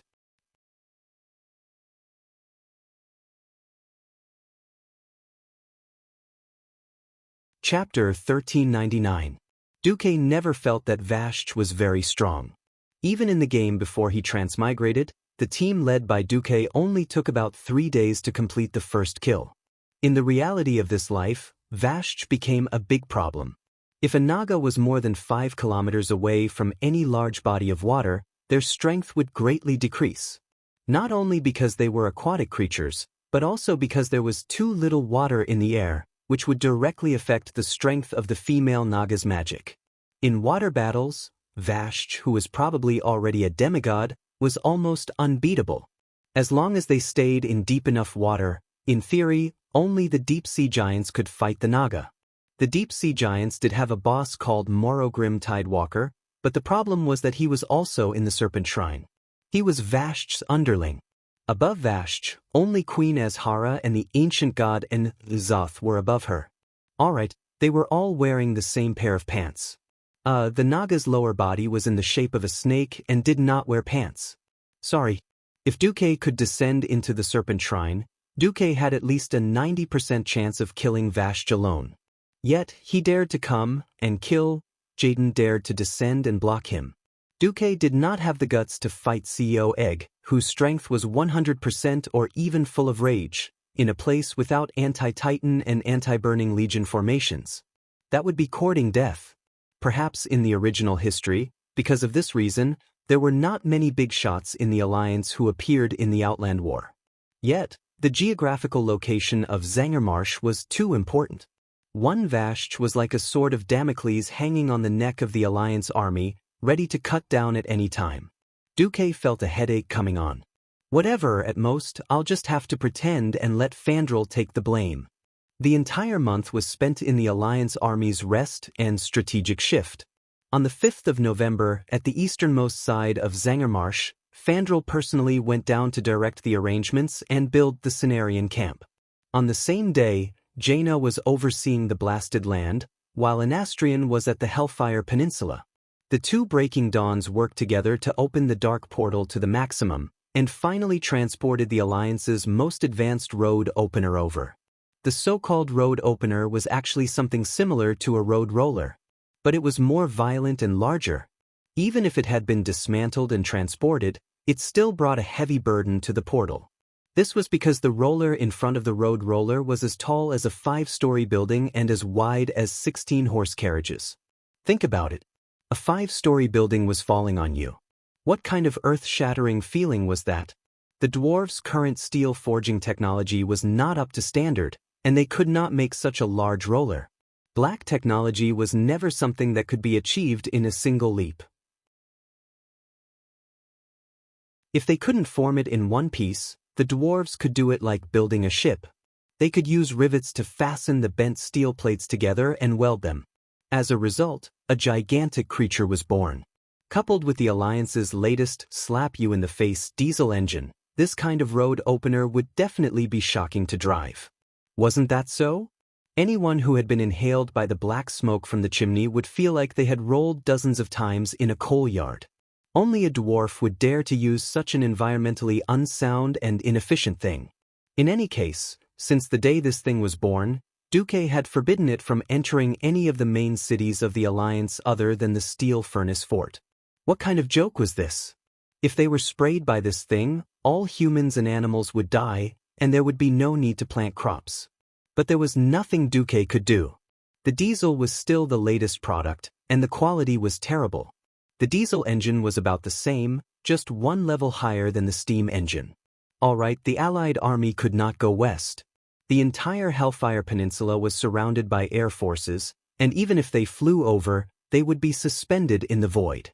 With nothing to do, an army of 100,000 killed all the monsters southwest of Fort Honor in a week, and the steel-tooth marauders could only be found in the specimen room. After leaving Fort Honor, they went southwest, passed through the warp plains, and arrived at the Thorn Path. The road opener only took 3 days. The intersecting, steel-hard, scalp-numbing thicket of thorns gave off a continuous series of explosions under the pressure of the road opener. Weren't you very hard? Weren't you not afraid of fire? Come, who's afraid of who in a head-on fight? After the unreasonable road roller rolled over, the diesel bulldozer went up, and the dwarven construction team followed to pave the road and bridge. In any case, after 3 days of rumbling, they finally opened up a wide road that was comparable to the glorious avenue. In the Thorn Cliff, Duque, Thomas, Imriel, and a dozen Dreenii stood on the side of the road. Seeing the huge road opener completely flattening the thorn forest, which was once the Dreenii's forbidden land, Imriel and the others were stunned. Is this the strength of the Alliance? Imriel's tail kept spinning, and the curiosity of a young girl was evident on her face. The Dreenii's technology level is actually very high. It's just that you lack energy. To be honest, Duque had his eyes on their black technology. If they could solve the problem of energy supply, the Dreenii's interstellar warships and whatnot would be high-end. Compared to the Dreenii, Azeroth's so-called latest diesel-flying battleship was nothing. Although Duque would protect the Dreenii, he must also get his hands on their technology. But now was not the time. Duque could not bring himself to ask them to sell their bodies, land, and ancestral graves as soon as they entered the Alliance. Moreover, before confirming that the Alliance had the strength to fight against the Burning Legion, Willen, that old faker, would not give them any solid information. At this time, Duque and the others saw the mission officer of Glory Fort, and a damn dwarf with a particularly strong aura. The first person in the Alliance's mechanized forces, Wulang Bronzebeard. He was not the king, but most of the time, his authority was greater than the king's, because most of the Alliance's new weapons were created by him. Seeing such an important person walking over, how could Thomas not be nervous? He is, Imriel asked softly, and at the same time, half of her body hid behind Duque and pulled on Duque's robe. Oh, the dwarf Prince Wulang Bronzebeard, an important person. But it's okay, he's easy to get along with, Duque replied softly. Oh, you're the one with an outstanding battle record, the one who led a small team to make contact with Shotrath City, Mark Dooku? I heard that you were also the one who surveyed and evaluated the terrain. Wulang came over and handed over a flat metal bottle. Needless to say, that must be Wulang's collection of strong liquor. Dwarves did not beat around the bush. Giving you liquor meant that they thought highly of you and wanted to make friends with you. Friendship was deep, and one gulp was enough. Duke didn't say anything and gulped it all down in one gulp. His face was not red, and he was not out of breath. Mage boy, you have a good alcohol tolerance. Bu Lang gave a thumbs up. This is my special brew. It's 80 degrees, and a normal human would pass out in 2 mouthfuls. The Dalijan mages are very slow, saying that it will affect the brain, and they won't drink it no matter what. It's not interesting at all. Duque laughed. This was not his real body. All the food that entered the artificial stomach would be stirred, and it would not affect the body at all. It turned out that by controlling the artificial humans, one could pretend to be the god of wine. Duque smiled slightly. I was born.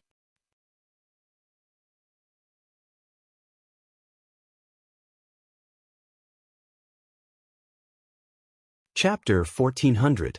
Some people were born unable to drink, and they would get drunk the moment they touched alcohol. There were also people who were born without getting drunk. It couldn't be helped. The enzymes in their bodies were especially active when they were born. The dwarves didn't understand this stuff, but they knew that there was a difference in alcohol tolerance between people. Bu Lang was amused by Mark's answer. Good. You have guts. I'll take you as my friend. At that moment, Duque, who was playing a remote control game in Karazhan, burst out laughing. He controlled Mark and replied calmly, Thank you. Mark Dooku, a puppet without self-awareness or even a brain, was born without the possibility of getting drunk. If Bu Lang foolishly competed with Mark in drinking, he wouldn't be able to win even if he drank until his liver exploded. Fortunately, Bu Lang wasn't so free to compete in drinking with a new little wizard in his eyes. Such a magnificent piece of equipment is useless for pushing down thorns. What a pity. Bu Lang took out another bottle of wine, took a sip and muttered casually. Oh, what else can it be used for? Duque asked casually. For large-scale projects, flattening the ground, or filling in the river. Filling in the river? This idea suddenly struck Duque's mind like a bolt of lightning. In Karazhan, Duque suddenly had an idea. He seemed to have grasped something important. Filling in the river? Reclaiming the lake?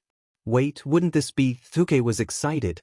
Instinctively, he controlled Mark Dooku and grabbed Brian's shoulder, which was as thick as a wall. I got it, he said. I got it. We don't have to fight with Vashch's Naga in the water. We can fill the lake in Terakar forest with soil and make a dam or something at the pass. The Naga can come or not if they want. Oh. Bu Lang looked very excited. He was also deeply shocked by this extraordinary idea. Good idea. This way, we don't have to care about those druids who worship nature. We can just use science to flatten everything. Flatten everything, Duque shouted. At the side, a group of people were looking at the two figures, one tall and one short, shouting at each other. The dwarf's secret chamber guards were not surprised, but Thomas was very surprised. Hoof looked as if he did not know what they were talking about and thought it was very impressive, and followed up with, oh. What they didn't know was that at this very moment, at the eastern edge of Zangermarsh, bordering the Hellfire Peninsula, a battle to the death was going on. The muddy lake water was constantly surging, and from time to time, large blobs of blood would emerge. At the bottom of the lake where the visibility was terrible, all tactics and coordination were just nonsense. Although it was a probing battle, if he couldn't gather any information and reported the losses to the higher-ups, he really didn't know what would happen to him.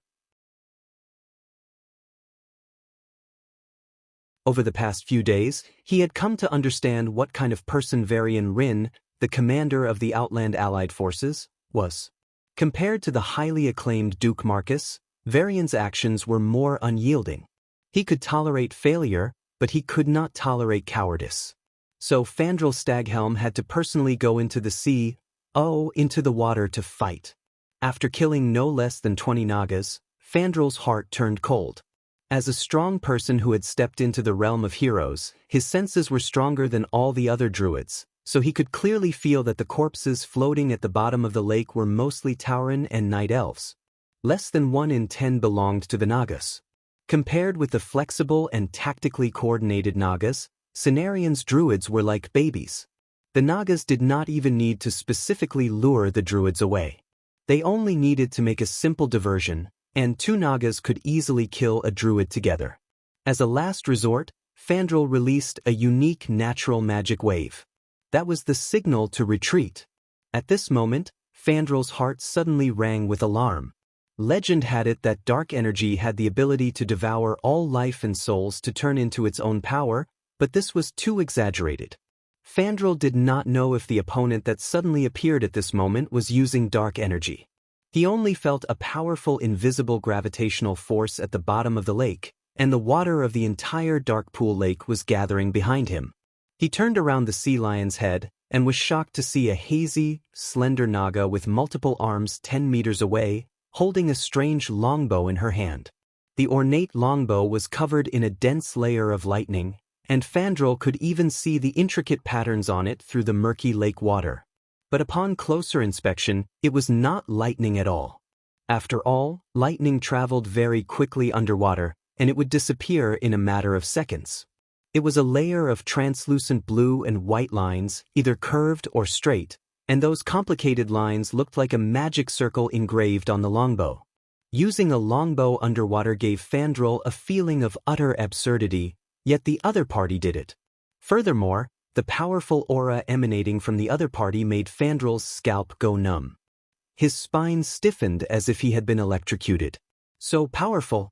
I'll die. I'll really die if I take an arrow from her. What a joke.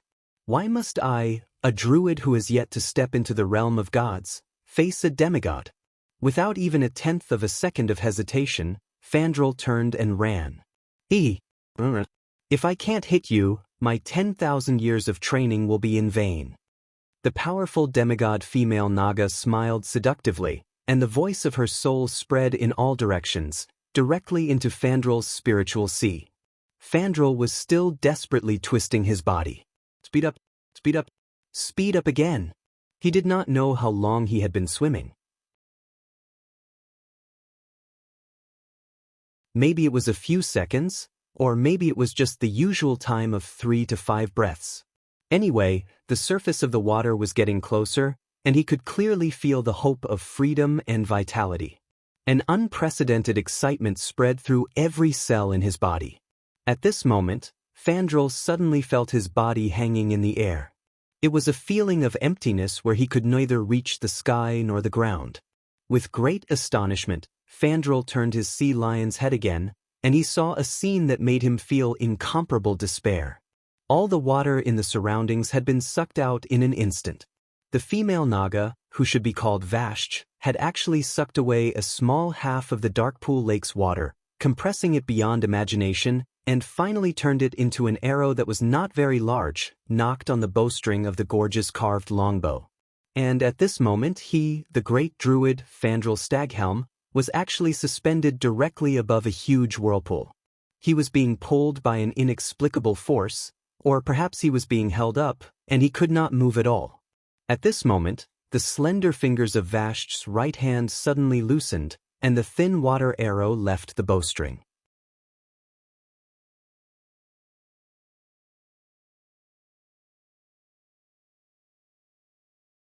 Chapter 1401. Whoosh! Suddenly, the arrow lengthened. No, Fandral screamed. He understood that if he was hit by this arrow, it would be equivalent to being hit by half of Dark Swamp Lake. Or worse. Because the lake was a compressed version. At this critical moment, he showed the true colors of a hero-level powerhouse. He did not choose to turn into an eagle and try to fly away. Instead, he turned into a ridiculous bear. In this state, his armor was even stronger than that of the Dwarf King's deity incarnate state. Of course, it was only armor. In terms of magic resistance, the bear could not compare to the Dwarf King's avatar. But the bear's vitality was stronger. Then he took the attack head-on. Just as the mark controlled by Duque and Bu Lang reached an agreement, thanks to the magic network transceivers all over the Hellfire Peninsula, Bu Lang was the first to receive the news. A human mage hurried over, but his eyes fell on Mark Dooku, who was standing beside Brian. The messenger looked a little awkward because this was a level 1 secret. "I'll take my leave." Duque wanted to retreat after saying this. But Bu Lang grabbed Duque's wrist like a pincer, and he could not move. Bu Lang glanced at Thomas and the confused Hoof and laughed. "Brat, do you think I don't know who you are?" This was a pun. Duque did not expect Bu Lang to be so cunning. When Thomas heard this, he naturally thought that this mark should be a descendant of some great meritorious service, or the illegitimate son of some big shot. In the circle of nobles, this was a normal thing. Imriel knew nothing about humans. Anyway, he was just a mascot. But to Duque, it was a different story. His impersonation of Mark Dooku was kept a secret from everyone except his own harem. The more people who knew, the easier it was for something to go wrong. He did not think that he would expose himself in a moment of excitement. At the end of the day, it was because his relationship with the 3 Bronzebeard brothers in Durban was too good.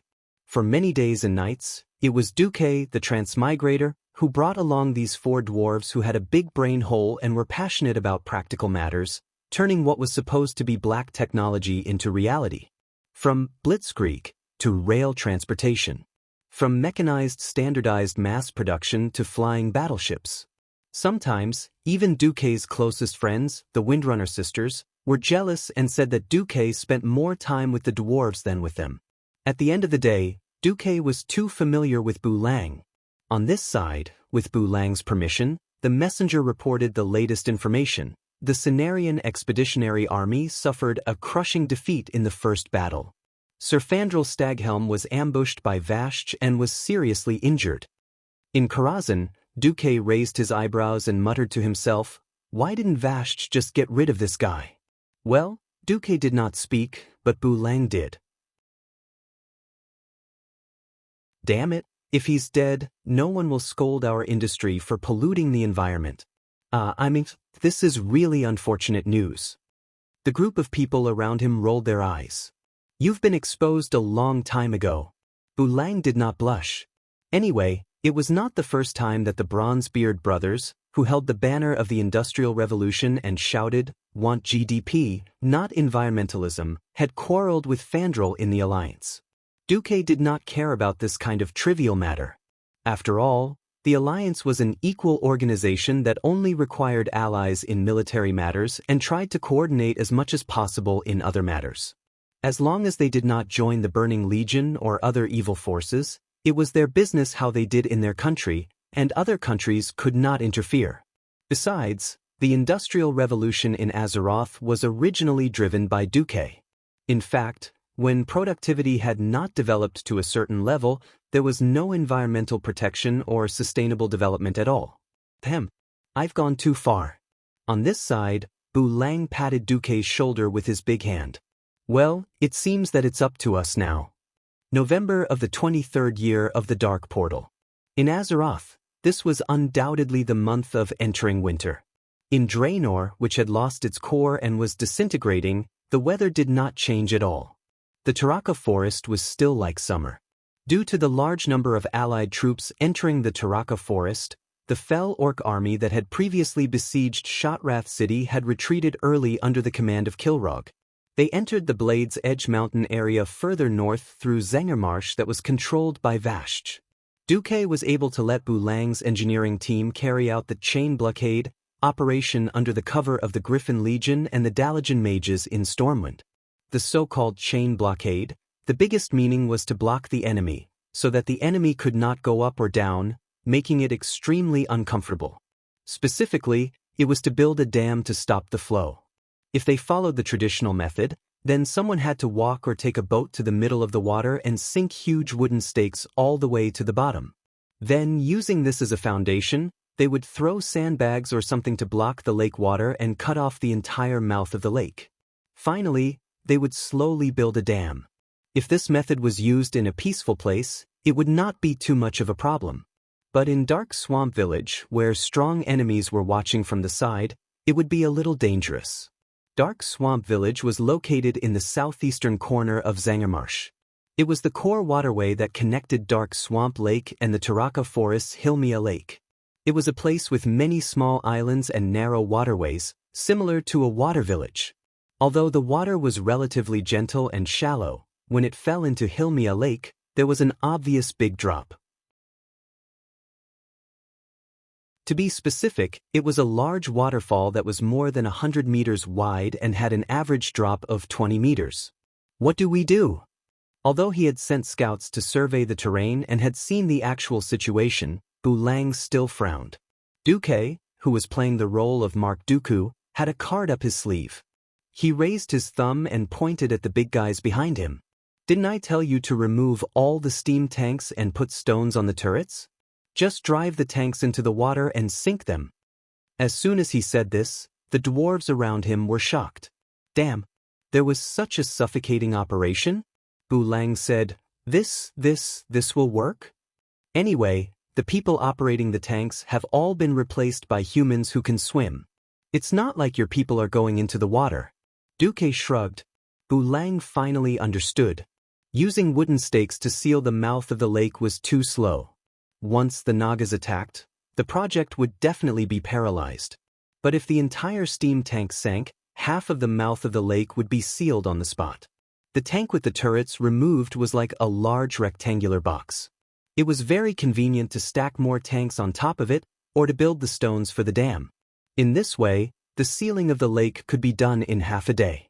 When the lake water stopped flowing, it would be useless even if the Nagas came. They would not be strong enough to move these behemoths that weighed more than 30 tons. What a genius idea! How did you think of it? Bu Lang let out a sincere sigh of admiration. I saw it on TV when I was watching the flood rescue.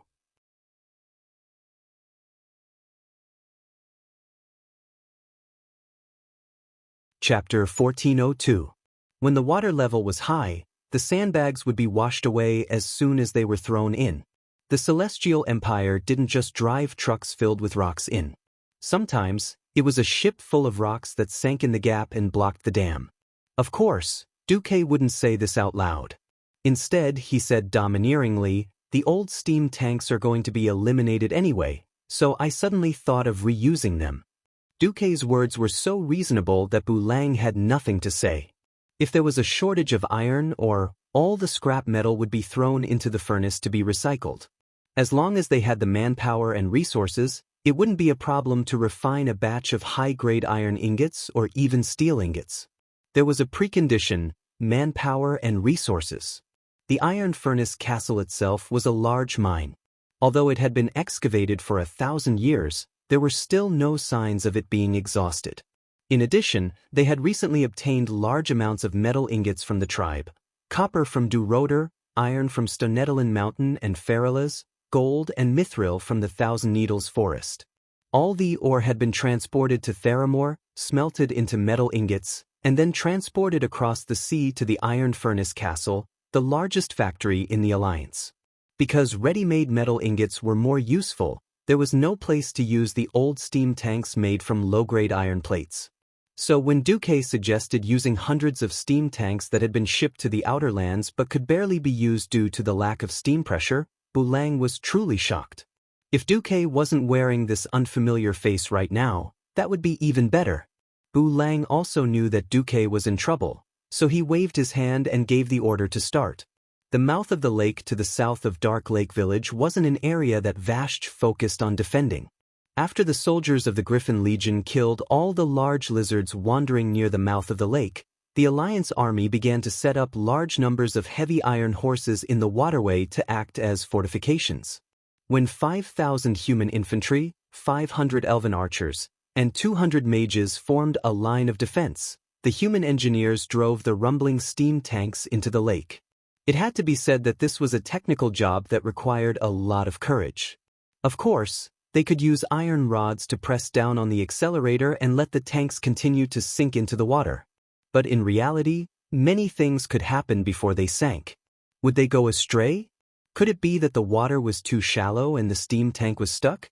The air pressure in the outer realm was low, and all kinds of situations could happen. All of these required the pilot to use his own experience and skills to adjust. More than once, Duque had seen the tank soldiers from Stormwind. In order to be accurate, they would often wait for the tank to start sinking before jumping out of the cockpit like parkour. This made Duque shudder with fear. One east and one west, working in two directions at the same time, greatly increased the efficiency. In less than half an hour, a rough dam appeared in front of the Alliance soldiers. Wow! The engineers cheered enthusiastically. Keep it up, lads! Bulang shouted. For this battle, Bulang even tricked William into going to the eastern entrance of Zangermarsh to inspect. As a matter of fact, Vashj took the bait. As William approached the surface of the water, the powerful Naga siren shot him with an arrow. This arrow was very strange. At first, it looked like an extension of a reflection in the water, and no one was alarmed. When everyone reacted, the sharp arrow made of water was already less than an inch away from William's cheek. No! Vala screamed and waved her dagger. She hit the tail of the arrow. It was useless. The feedback from the epic-grade dagger made Vala's heart fall into the abyss.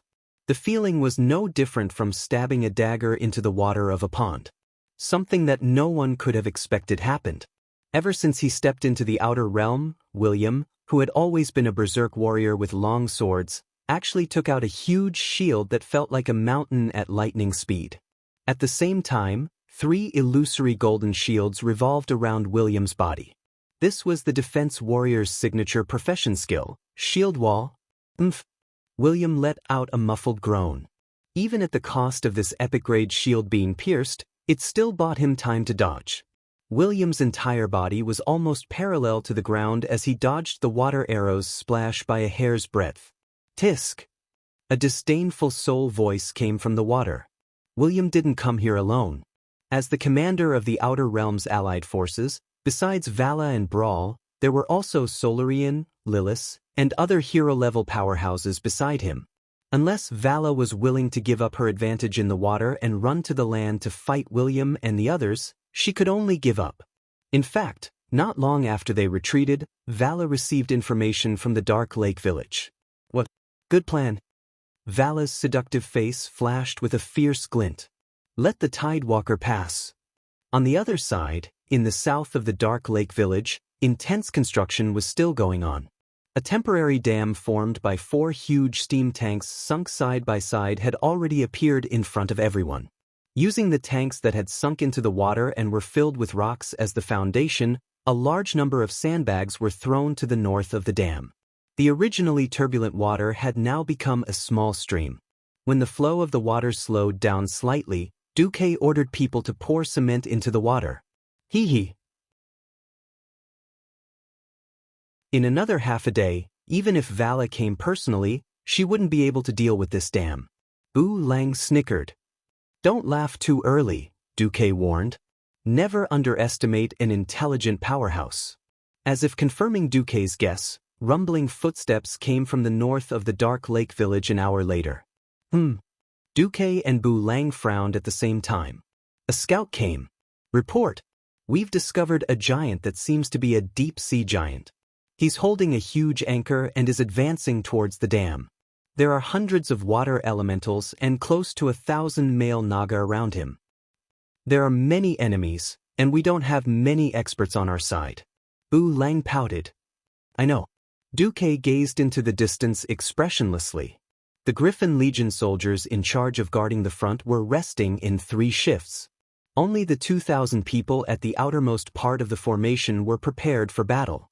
The rest of the soldiers were allowed to rest, but they were all wearing armor and holding their weapons. Since there was enemy activity, they all took their positions and waited for the enemy to arrive. However, the battle this time was different from any of their previous battles. They were not standing on solid land, but on an isolated island that looked like a watery village. Although the water was shallow, Duque would never forget how terrifying the water attacks in the Romance of the 3 Kingdoms were.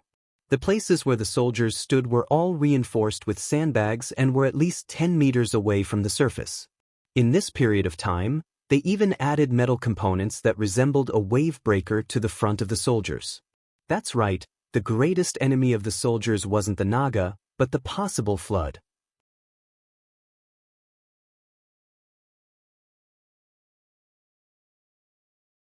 Chapter 1403. The Naga army had arrived. Vast and mighty. It seemed that the Alliance had more people, but the quality of the Naga soldiers was higher. Even the well-trained soldiers of Storm City, no matter what weapon they used, would find it difficult to defeat a Naga in a one-on-one battle. Racial talent determined the upper limit of an individual soldier's combat power. Male Naga had giant-like arm strength and impact. Female Naga had inherited the spell-casting ability of the Night Elves. The conversion ratio of Naga to humans was 1:5, which was a conclusion based on long-term statistics. Not to mention the unknown number of water elementals at the moment, and a boss-level underwater giant holding the line. The soldiers of the Griffin Legion were a little sweaty. This was not a battle of the same level. Once the fight started, it would be difficult for them to escape. But glory and discipline drove them to stand their ground. Every soldier could not help but move their fingers so that they could hold the hilt of their swords tighter. Bu Lang, Duque said softly. Yes. Bu Lang snapped his fingers.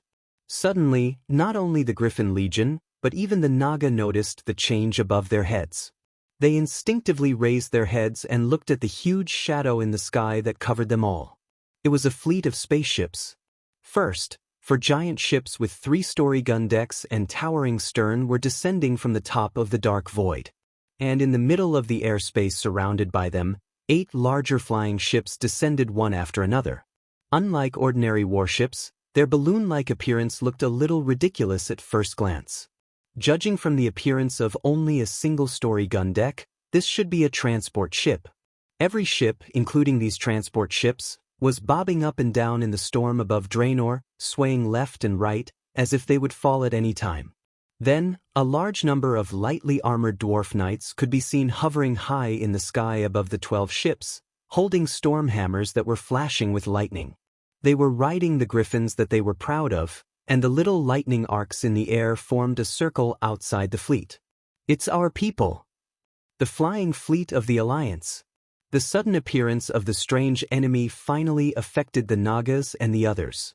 Even the leader of the deep-sea giants, Meroger Tidewalker, could not help but raise his huge head to look at the uninvited guests who suddenly broke in midair. It wasn't that Serpent Temple's troops didn't want to do something, but it was too high. These fleets hovering 500 meters in the air were completely beyond their range of attack. Immediately afterwards, the Griffin Legion soldiers received a new order. Emergency retreat. Everyone's expressions were very interesting. As infantrymen of the new era, they had all received artillery training. What they were told the most was how to make themselves stand out in the eyes of their allies in the sky and at the rear, so that their allies could adjust the firing parameters of the cannons and not hit by mistake. How could he have encountered such an order today? However, as the elites of Stormwind, even if the order for an emergency retreat was given, it did not mean that they would abandon their armor and flee. In an orderly fashion, they moved from the back to the front and quickly ran towards the high ground on both sides of the river. This scene left the Serpent Temple army a little dumbfounded. If it was a tribe that had fought many big battles with the Alliance, they would definitely understand on the spot that the Alliance was going to make a big move. There were only 2 choices left in front of them. One was to charge quickly and muddle their own soldiers with the Alliance's soldiers as much as possible, creating a chaotic battle. In this case, blowing up their own people was something that Duque would never do. The second was run. The faster the better. Unfortunately, before the battle in the Outer Lands, Vasht's people had never interacted with the Alliance and were unable to understand how crazy modern air raids were. In addition, the leader today was the brainless deep-sea giant boss Merogri. In the end, the group of Naga made the most idiotic choice. Like curious babies, they looked at the large-bellied ship above their heads as it opened its hatch. A large cloud of gray stones fell from the sky. What is this? Don't know? If they want to kill us, they should at least use stones, right? A group of male Naga who were not very intelligent showed the Alliance what it meant to be dumbfounded. Very quickly, they realized that something was wrong. The grayish-white substance on their bodies reacted to the water on their bodies. It was a terrifying feeling, as if one was suddenly thrown from a cool spring pond into a blazing hell. The psychological gap was accompanied by the sharp pain around their bodies. Every Naga could not help but wail in pain. They beat themselves madly, using their claws to wipe the dust off their bodies. However, it was useless. In order to display the characteristics of aquatic creatures, their bodies were mostly soaked in waist-deep waterways. However, when these gray stones came into contact with the water, they immediately produced a terrifying heat. Every water channel was like boiling water, crackling and popping. From afar, over 1,000 nagas and water elementals looked like glutinous rice balls rolling in sesame paste. Glutinous rice balls in the form of monsters. They used their strong bodies to struggle with all their might, but under the intense pain of the ultra-high temperature, it didn't take long for them to fall dead in the waterway. It was already a mud road, not a waterway. The quicklime quickly filled up every small waterway, turning it into a sticky, semi-solid substance. On the high ground on both sides of the dam, Bu Lang and the soldiers of the Griffin Legion were dumbfounded. Bu Lang's voice trembled. "What kind of new weapon is this? When did it get here? How come I don't know?" The Alliance's big explosions were all handled by Bu Lang. Duke shrugged. "Nothing special. It's just quicklime." It suddenly encountered a large amount of water and became like this. Quicklime was the most commonly used industrial raw material. It would mature after being wet and was a typical coating material and adhesive for bricks and tiles. Bu Lang, of course, did not know, because this stuff was originally used to build blockhouses. Quicklime would produce high heat when it came into contact with water. For a certain transmigrator, this was just common knowledge in middle school.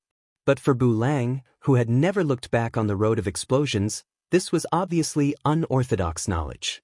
Bu Lang's tongue was hanging out, and his eyeballs were about to pop out of their sockets.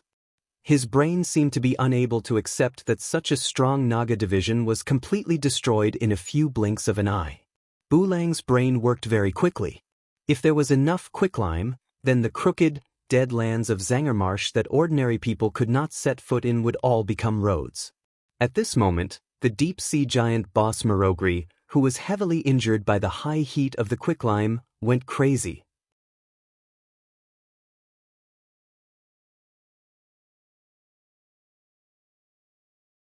Chapter 1404. The condition of the ground was terrible. There was boiling lava-like stuff everywhere, hot and sticky. It was like walking in the crater of an erupting volcano. Marogri slipped and half of his body was stuck in the slurry mountain of slurry, which made him feel even more pain. Roar! Marogri tried to summon a water ball to get rid of the disgusting stuff on his body, but the surrounding water had all turned into sticky slurry. This stuff was beyond the scope of nature, so he naturally could not command it. Without magic, he still had a strong body that was unimaginable to mortals. His huge body that was 6 stories tall could be said to be unstoppable when he charged. After letting out a roar, he instinctively identified a direction and launched a violent charge. Originally, seeing such a formation, the Alliance infantrymen would probably be scared to the point of peeing their pants. If he had not been blinded by the limestone, a ridiculous tragedy was born. If he had charged in the right direction, whether it was the tiny human infantrymen or the few diesel tanks, they would not have been able to stop him. Unfortunately, he charged in the wrong direction. Dark Swamp Village was originally not directly under Vasht's territory. It belonged to a group of broken. These Dreenii who had lost their minds had to add the new label of unlucky, in addition to losing their minds.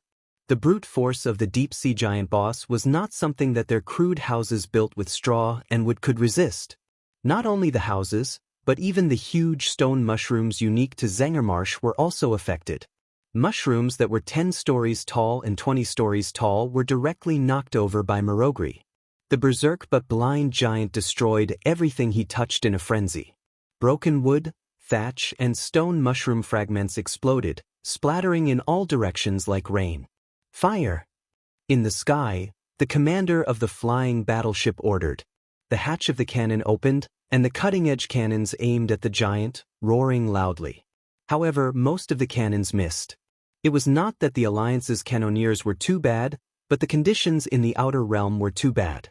Without the core, it was already a miracle that Delano could still maintain an atmosphere that did not collapse. It was difficult to expect there to be any stable airflow or even air circulation in the sky of the outer realm. Because of the unstable airflow, all the flying battleships were like wild horses running wildly. No one knew which direction they would turn in the next moment. After all, the flying battleships were not birds of prey that could fly in the sky.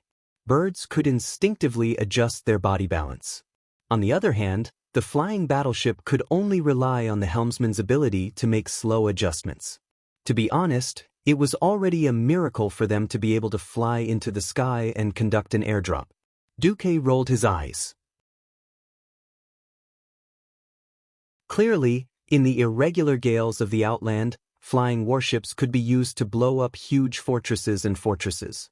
It would be a joke to think of covering fire. Bu Lang couldn't bear to watch such a terrible bombardment. He snapped his fingers.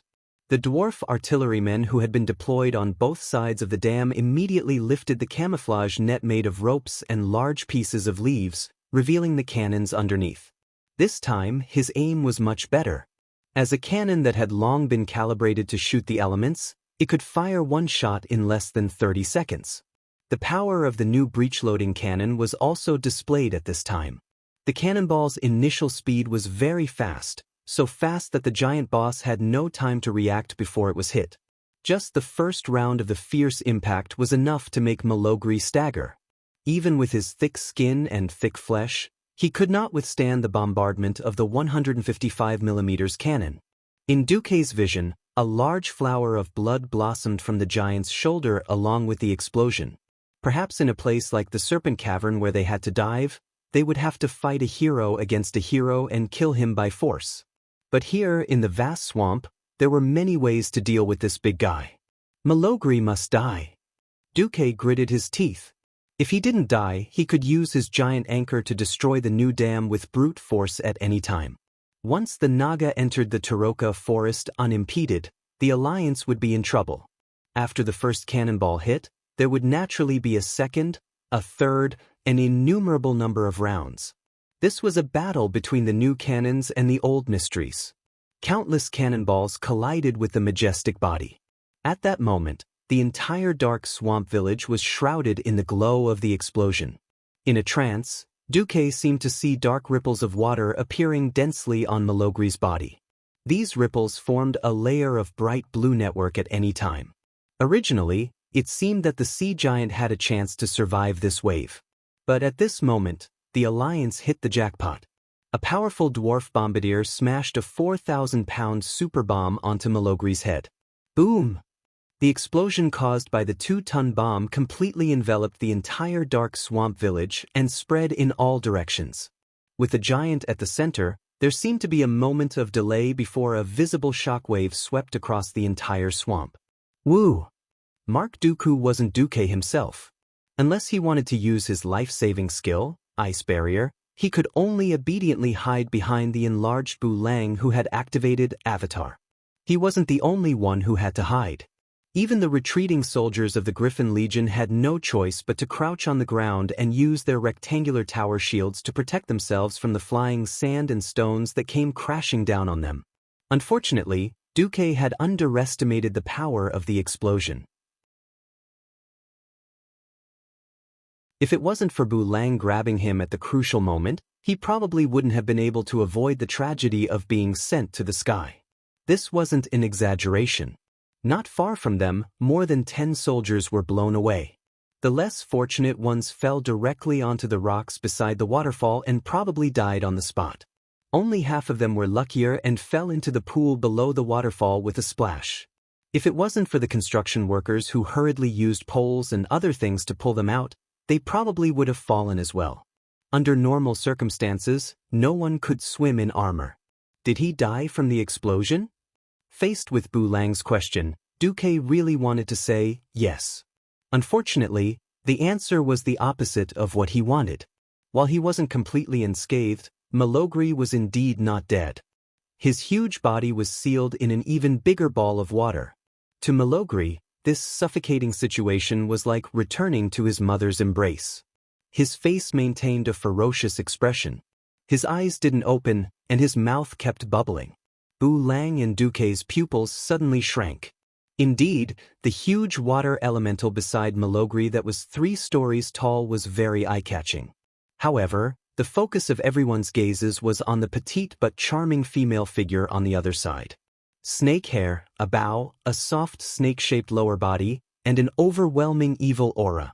There was only one existence that fit this description, Vashj. Kakik. I really want you to enjoy the moment of victory. Unfortunately, I can't do it.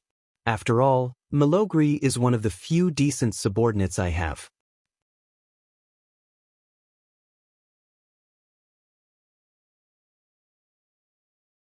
Chapter 1405. In a sense, Azeroth was also a world where blood and lives were used to prove that working together could kill all enemies. Elite monsters that one person couldn't kill, 2 more people could do it. Dungeons that one person definitely couldn't do it, 4 more companions could do it. Bosses that one person couldn't do it alone, a group of 39 bandits could do it. Apart from childbirth, which couldn't be sped up by numbers, there wasn't anything that couldn't be solved with numbers. Being able to kill enemies and protect subordinates was a lesson that every boss had to learn. If Vashj was on Duke's side, Duke would have to give her a good review. But Vashj was an enemy, and she made such an exaggerated statement in such a condescending manner. Duke wasn't happy. Didn't you say that my smef could come over and act cool? You, Vashj, have already finished showing off. What about all the planning that I've done for so long? It wasn't that Duke didn't have a trump card, but the reason why it was called a trump card meant that it couldn't be played easily. This trump card was the magic net. As long as Mark Dooku existed, the magic net would cover the area. It was said to provide stable magical communication for the allies, but in reality, when necessary, it could become a special channel for Dooku to smuggle his personal goods. But Duke didn't want to use it now. Whether it was magical communication or magical power transmission, magical power traveled through the void, and the void wasn't a so-called superconductor that didn't have energy attenuation. How could it be easy for Duke to connect magical power from Azeroth through the Dark Portal and then cross the energy-poor Hellfire Peninsula? For every 100 units of magical power transmitted, at least 80 to 95 units would be wasted. If he wanted to send the Sword Emperor of the Twin Emperors over and display demigod-level power, it meant that Duke would have to use up half of the magical power that the magic net had accumulated with great difficulty. Just imagining that situation made Duke's flesh hurt. But Duke didn't have any powerful helpers. To hold Vashj back, Bulang might be able to fight with all his strength, but who was next to Vashj? The system immediately confirmed that Duke's thoughts were correct. The unstable Hidus was another troublesome water elemental boss. 3 of the Serpent Temple's 6 big shots had already arrived. Excluding Yusler, whose body was even larger and couldn't swim in shallow water, Vashj might still have 2 other bosses hidden behind them. What to do? Duke was worried sick. It seemed like William had unintentionally become a target, and the plan had obviously failed. If Vashj attacked, but she didn't want to waste the mana of the weave, what should she do? I'm also in despair. Just then, Bulang made an almost undetectable gesture, and the sorcerer in charge of magical communication immediately notified the captain of the flying battleship in the sky. Another 4,000-pound bomb fell from the sky. Swish! Just the sound of his descent through the air was enough to make the distant Griffin Legion soldiers feel their scalps go numb. Duque sighed. Sure enough, what happened next was as expected. Plop! Plop! When the giant bomb, which was slightly larger than a carriage, fell 100 meters above Vashj, the entire bomb was suddenly wrapped in an even larger water ball. It looked as ridiculous as a gummy candy. Pfft. The water ball wrapped in the large bomb showed unimaginable elasticity. It actually fell from the sky and smashed less than 20 steps away from Vashj. Not to mention exploding, it didn't even make a sound. Duque and Bulang's pupils suddenly shrank. For some reason, Duque suddenly thought of a very classic saying, all bullets and cannonballs are just flying tools that fly a little faster. As long as one had the speed to eliminate its power, then all bullets and cannonballs were nothing. In the world of martial arts, only speed was unbeatable. It was simply too easy for a powerhouse to deal with a free-falling bomb. An unforeseen event that no one had expected happened at this moment. There was no taunting or signs of a fight. Vashti's left hand held her incomparably famous longbow among the players, and the three arms on her right actually made a saluting gesture at the same time. This time, Duque's already shrunken pupils suddenly shrank again, shrinking to the size of a needle. Memories that had been sealed for a long time were instantly triggered. I remember this gesture.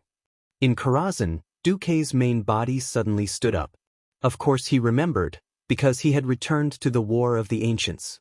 During those days in Queen Azhara's palace, every maid of the queen had saluted him like this. At that time, his identity was still the Void Lord of the Infernal Affairs. Suddenly, Duke thought of a possibility.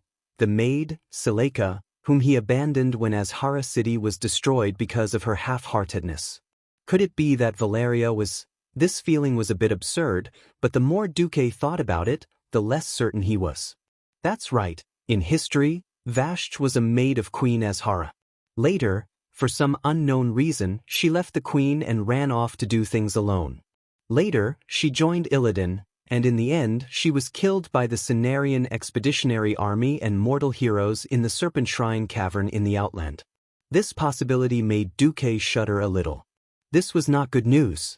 Although he had left a contingency plan for Valeria, he did not know if that contingency plan had been successfully activated. He also did not know what Valeria's personality was like after 10,000 years. The night elves were extremely long-lived. Similarly, 10,000 years could completely change a person. One had to know that even Tyrant, who bathed in the moonlight all year round, had the guidance of a goddess, an adopted daughter, and a group of believers and an entire race to keep her busy, almost had her heart twisted. Not to mention those who were locked up in the darkness and suffering. Illidan was locked up for 10,000 years, but on the surface he was still willing to fight for Tyrant. In the original history, he also wanted to play infernal affairs from the bottom of his heart, but in this life, no one could guarantee anything. Anyway, looking at how decisive he was in killing, he was not far from being a psychopath. Alright, let's change to Vashti. Let's say that Valeria was Vashti, but so what? In this life, Queen Azhara and the elite high elves who were loyal to her miraculously survived the disaster, but were similarly tortured by the aftermath of the energy released by the Well of Eternity. When Azhara city was dragged under the roaring sea by the explosion of the Well of Eternity, the desperate elves had no choice but to accept Zatha's poison curse, and to survive, they had no choice but to accept their new form, becoming the snake Nagas filled with hatred. No one could guarantee that Valeria would not be like Queen Azhara, constantly expanding her own hatred and anger, and finally falling into a serious and irreversible state of madness. On the other side, seeing Duque's shocked expression, Vashti's face showed an intriguing smile. It seems that today is not a good time for a decisive battle. So be it, I will wait for your arrival at the Serpent Shrine Cavern with my strongest subordinates. After saying that, she seemed to take another look at Duque.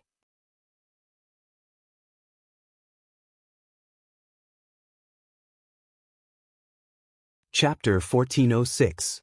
It's her? Not her? Duque felt like his heart was being scratched. He was so curious that he was about to explode. He didn't know what to say about this karmic situation. A few years ago he left. 10,000 years ago, during the ancient war, he abandoned Selija because she fell in love with her master. Although he didn't do anything to Selija and didn't have any psychological burden, he still sold out a subordinate. Duque watched as Vashti swayed her soft waist and her long and terrifying snake tail slowly left with her two huge subordinates. She submerged into the swamp in the distance and swam to the dark swamp lake further away. Duque suddenly seemed to have lost something. At this moment, in Karazhan's room, there was a sudden clang at the door. Duque suddenly turned around. It was Jaina. She came in with a plate of supper and didn't even notice that she had knocked it over. Jaina's face, which was always intelligent, was twitching in pain. Vash, I found you. Jaina's voice didn't give Duque a feeling of resentment. But Duque could clearly feel the persistence in her that couldn't be pulled back. Duque's heart skipped a beat. Sure enough, time can make people forget many things. If Vashti didn't jump out, Duque would have almost forgotten how Jaina became the queen. The biggest reason Jaina didn't become the girl who sold out her father, who was despised by countless players in this life, was that her father, Lin, died in the hands of Archimonde, who was crossing west to Mount Hyjal to destroy the Ghost Fleet. Jaina's big brother died in the mouth of the Red Dragon during the second battle of the Dark Portal. The second brother, Thanried's family, and the destruction of the entire island of Kurtiras were done by Vashj and her subordinate, Naga, who joined Archimonde. Because Lin was the king, the eldest prince, the second prince, and even the second prince's son all died, Jaina, the fourth in line to the throne of Kurtiras, became the queen. Now that Jaina was behaving strangely, Duque knew that this matter couldn't be resolved peacefully. Jaina, don't be rash. Duque flashed over and hugged Jaina. Jaina's delicate face froze for a moment. Then, every curve of her face softened, and she leaned her head into Duque's embrace. Her golden hair dazzled Duque's eyes. Hey, Duque, do you think that I used to hate my father and two brothers? Duque didn't know the answer, but he knew that Jaina just needed someone to talk to. So he didn't answer. Silence was perhaps the best answer. As expected, Jaina gently rubbed her face against Duque's chest. Strangely, Duque felt like he was petting a cat. I've never thought about hating my father, eldest brother, and second brother. Do you know? In the 2,800 years before the 15 years of the Dark Portal, there wasn't a queen in the Eastern Kingdom. I was indignant, but I always thought that my limit was to build a career after marrying you, to prove that I could be independent. A bunch of queens appeared during the third battle of the Dark Portal. Duque recalled that he was also a professional in creating queens. I know why my father treated me coldly in his last days. An outstanding princess was the biggest threat to a mediocre prince. I accepted all of this, left the sea that I loved, the Dalajan that I loved, and went to the elven forest. Jaina's eyes were dazed, as if she had returned to the time when she was 15 years old. Although it seemed glorious, it was actually extremely lonely. Actually, I had already accepted my fate, and surrendered to fate. I thought that was my limit. So when you let me manage Selamar, I was very happy, really happy. Because there was finally someone in this world who appreciated my ability, and not my beauty. What's more, that person was you, the person I had always longed for. Unknowingly, Duque felt a moist feeling in his chest. Jaina cried. I never wanted to be a queen in this way. Even if I really wanted to be a queen, it should be the Selamorians who trusted me, supported me, and were willing to sacrifice their lives for me. They should raise the flag that only belongs to me, Jaina, and offer me the queen's throne. Hearing this, Duque also smiled and gently stroked Jaina's head. What an ambitious queen! Jaina sniffled, sobbed, and revealed a bitter smile full of poignant beauty. Since the remaining people of Cultiras need me, since my surname is Proudmoore, then I have my duty. Don't worry, I won't be hot-headed and abandon my people and the duty of communicating between the two continents to run to Draenor to settle scores with Vashj. If there's a chance, please be sure to kill Vashj and avenge my second brother's family. Duque was speechless. A moment ago, he was still hesitating whether he should verify Vashj's true identity or something. If she was really Seleka, then it was not impossible to capture her. After all, among Duque's subordinates, there were dragons that could fly in the sky and Emperor Courage that could burrow underground. He lacked someone who specialized in water battles. Not to mention the little Naga from back then, there was also the Murloc Sage Mauger, who was responsible for wholesale IQ among the mentally handicapped Murlocs. There was really no one who could fight. Alright. Now, one of the core members of his harem, Jaina, had spoken. Even if Vashj was really Seleka, he could not let her go so easily. Don't worry, as long as I catch Vashj, I will bring her to you. You can steam her, braise her, whatever you want. Duque swore, completely ignoring the dark clouds that suddenly covered the sky outside Karazhan. It was as if a group of cultivators was undergoing a tribulation.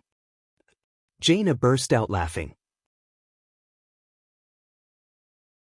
She lightly punched Duque's chest with her small fists and coquettishly said, "What do you think I am? I'm not the Tyrannosaurus Rex in the crater." Duque suddenly felt really touched. Should he say that this was a woman he had taught since she was a little girl? This personality was many times better than the original Jaina in history. Jaina was a busy person. She ran over and circled around before leaving. As soon as Duque waited for Jaina to leave, he immediately opened a portal and ran to the moon goddess temple in Nasus to find the other person involved. The night elves originally had 3 leaders. Malfurion went to cultivate. Oh no, he went to work in the Emerald Dream. Fandral Staghelm was thrown into the Outland by Duque. He had just been shot in the knee and vomited 3 liters of blood. He was still recovering in the Outland. Tyrande had the final say in all of Darnassus. Although Duque's surprise visit was more personal, the priestesses of the moon goddess temple were used to it and quickly reported it. Duque met Tyrande in a side hall.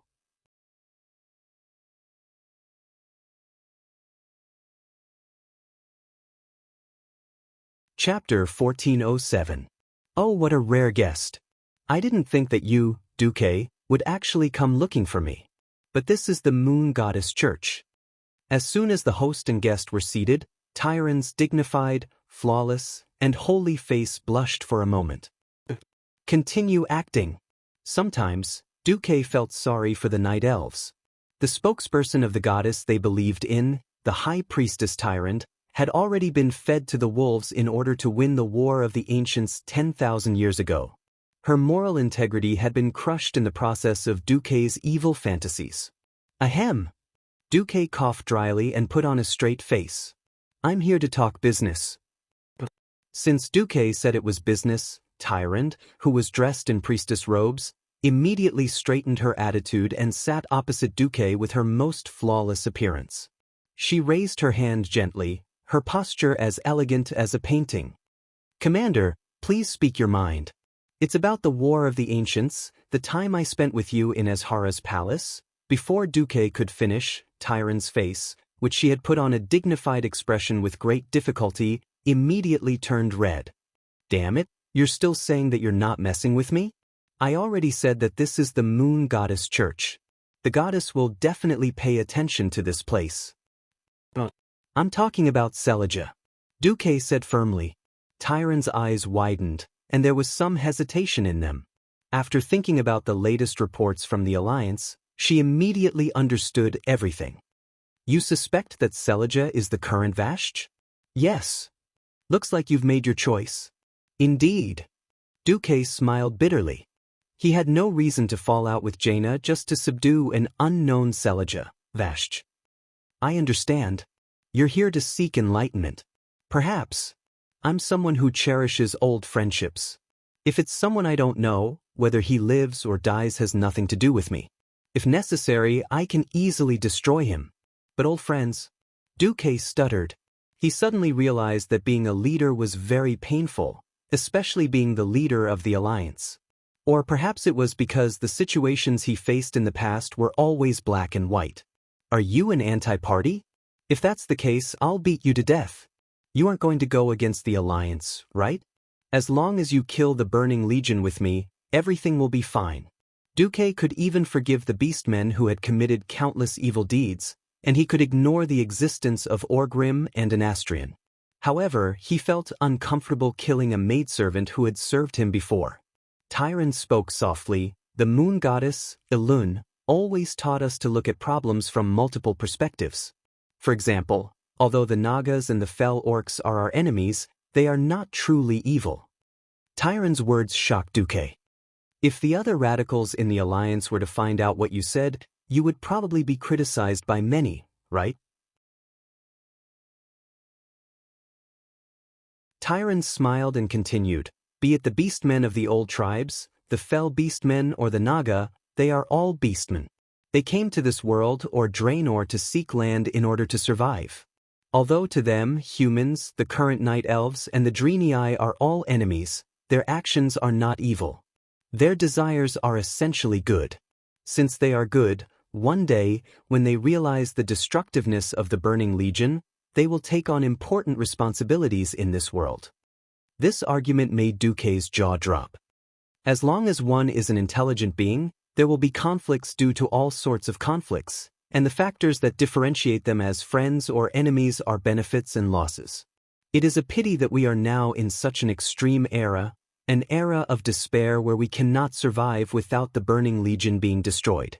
Be it the Moon Goddess or I, we are not willing to think of building an alliance that only relies on strong combat power in such a situation, because this will lead us to the path of evil. At the end of the day, we are not united just to defeat our enemies. We are raising our weapons for our comrades, and even the future of the entire planet. So, if there is a chance, be it you or Jaina, learn to forgive. After Tyrant finished speaking, Duque was completely silent. After a long time, Duque finally squeezed out a sentence, "Forgive?" Tyrant smiled. After joining the alliance, I have always heard people say that the prosperity and power of the alliance today is forged through military force, the result of the great leader Duke Marcus's leadership. Is that true? Not at all. Duque was resolute. I have never felt that the alliance is solely due to my efforts. This is an alliance forged from the dreams of countless people. Countless people abandoned their leisure and invested their imagination, energy, and physical strength into it. A mere Duke Marcus can't build so many flying warships, tanks, and attack every inch of land in Azeroth and Draenor. Tyrant's smile became even wider. Then I would like to ask, in the 2,800 years of the rise of the human race, did no one fight against the elves or dwarves? Who didn't fight? Where there are people, there is paste. The violent dwarves and Stormwind had a lot of friction, but after understanding each other, they became strong allies. After hearing this, Duque finally understood what Tyrant meant. Alright, in the past, people told me that the priests were all charlatans, and I didn't believe them at first. Today, I have finally seen it for myself. You've been beating around the bush for so long. It seems like you've told me everything, but at the same time, you haven't. Tyrant smiled like a flower. Hee hee. You are a true demigod of Azeroth. You have no right to call me a charlatan. He was used to the thinking of mortals, and didn't have that many thoughts of being superior to the rest of the world. Alright, I understand what you and Alun are trying to say. As long as there is anger in your heart, let's fight. Until one side is done. After that, I, the guide, will have to deal with the aftermath. Oh please, this is a death grudge. Tyrant sat down and leaned on Duke, rubbing herself against him. Duke Marcus, the only person in the alliance who has the aura of a legend, the man who can always make the impossible possible, the partner of me, Jaina, and other outstanding women. This matter depends on you. If you can't do it beautifully, how can you think that you have the right to be loved by the 7 noble ladies? Alright, charlatan is right. Duque replied impatiently. I really hope that one day, every race in the alliance can create an ideal world without war. When that time comes, I won't have to work so hard, mediating disputes every day, and doing all sorts of things. Alright, I won't let you down. You're tuning in to the Wang Lin's Journey YouTube channel. Don't forget to subscribe and join us on this journey to catch the most captivating stories.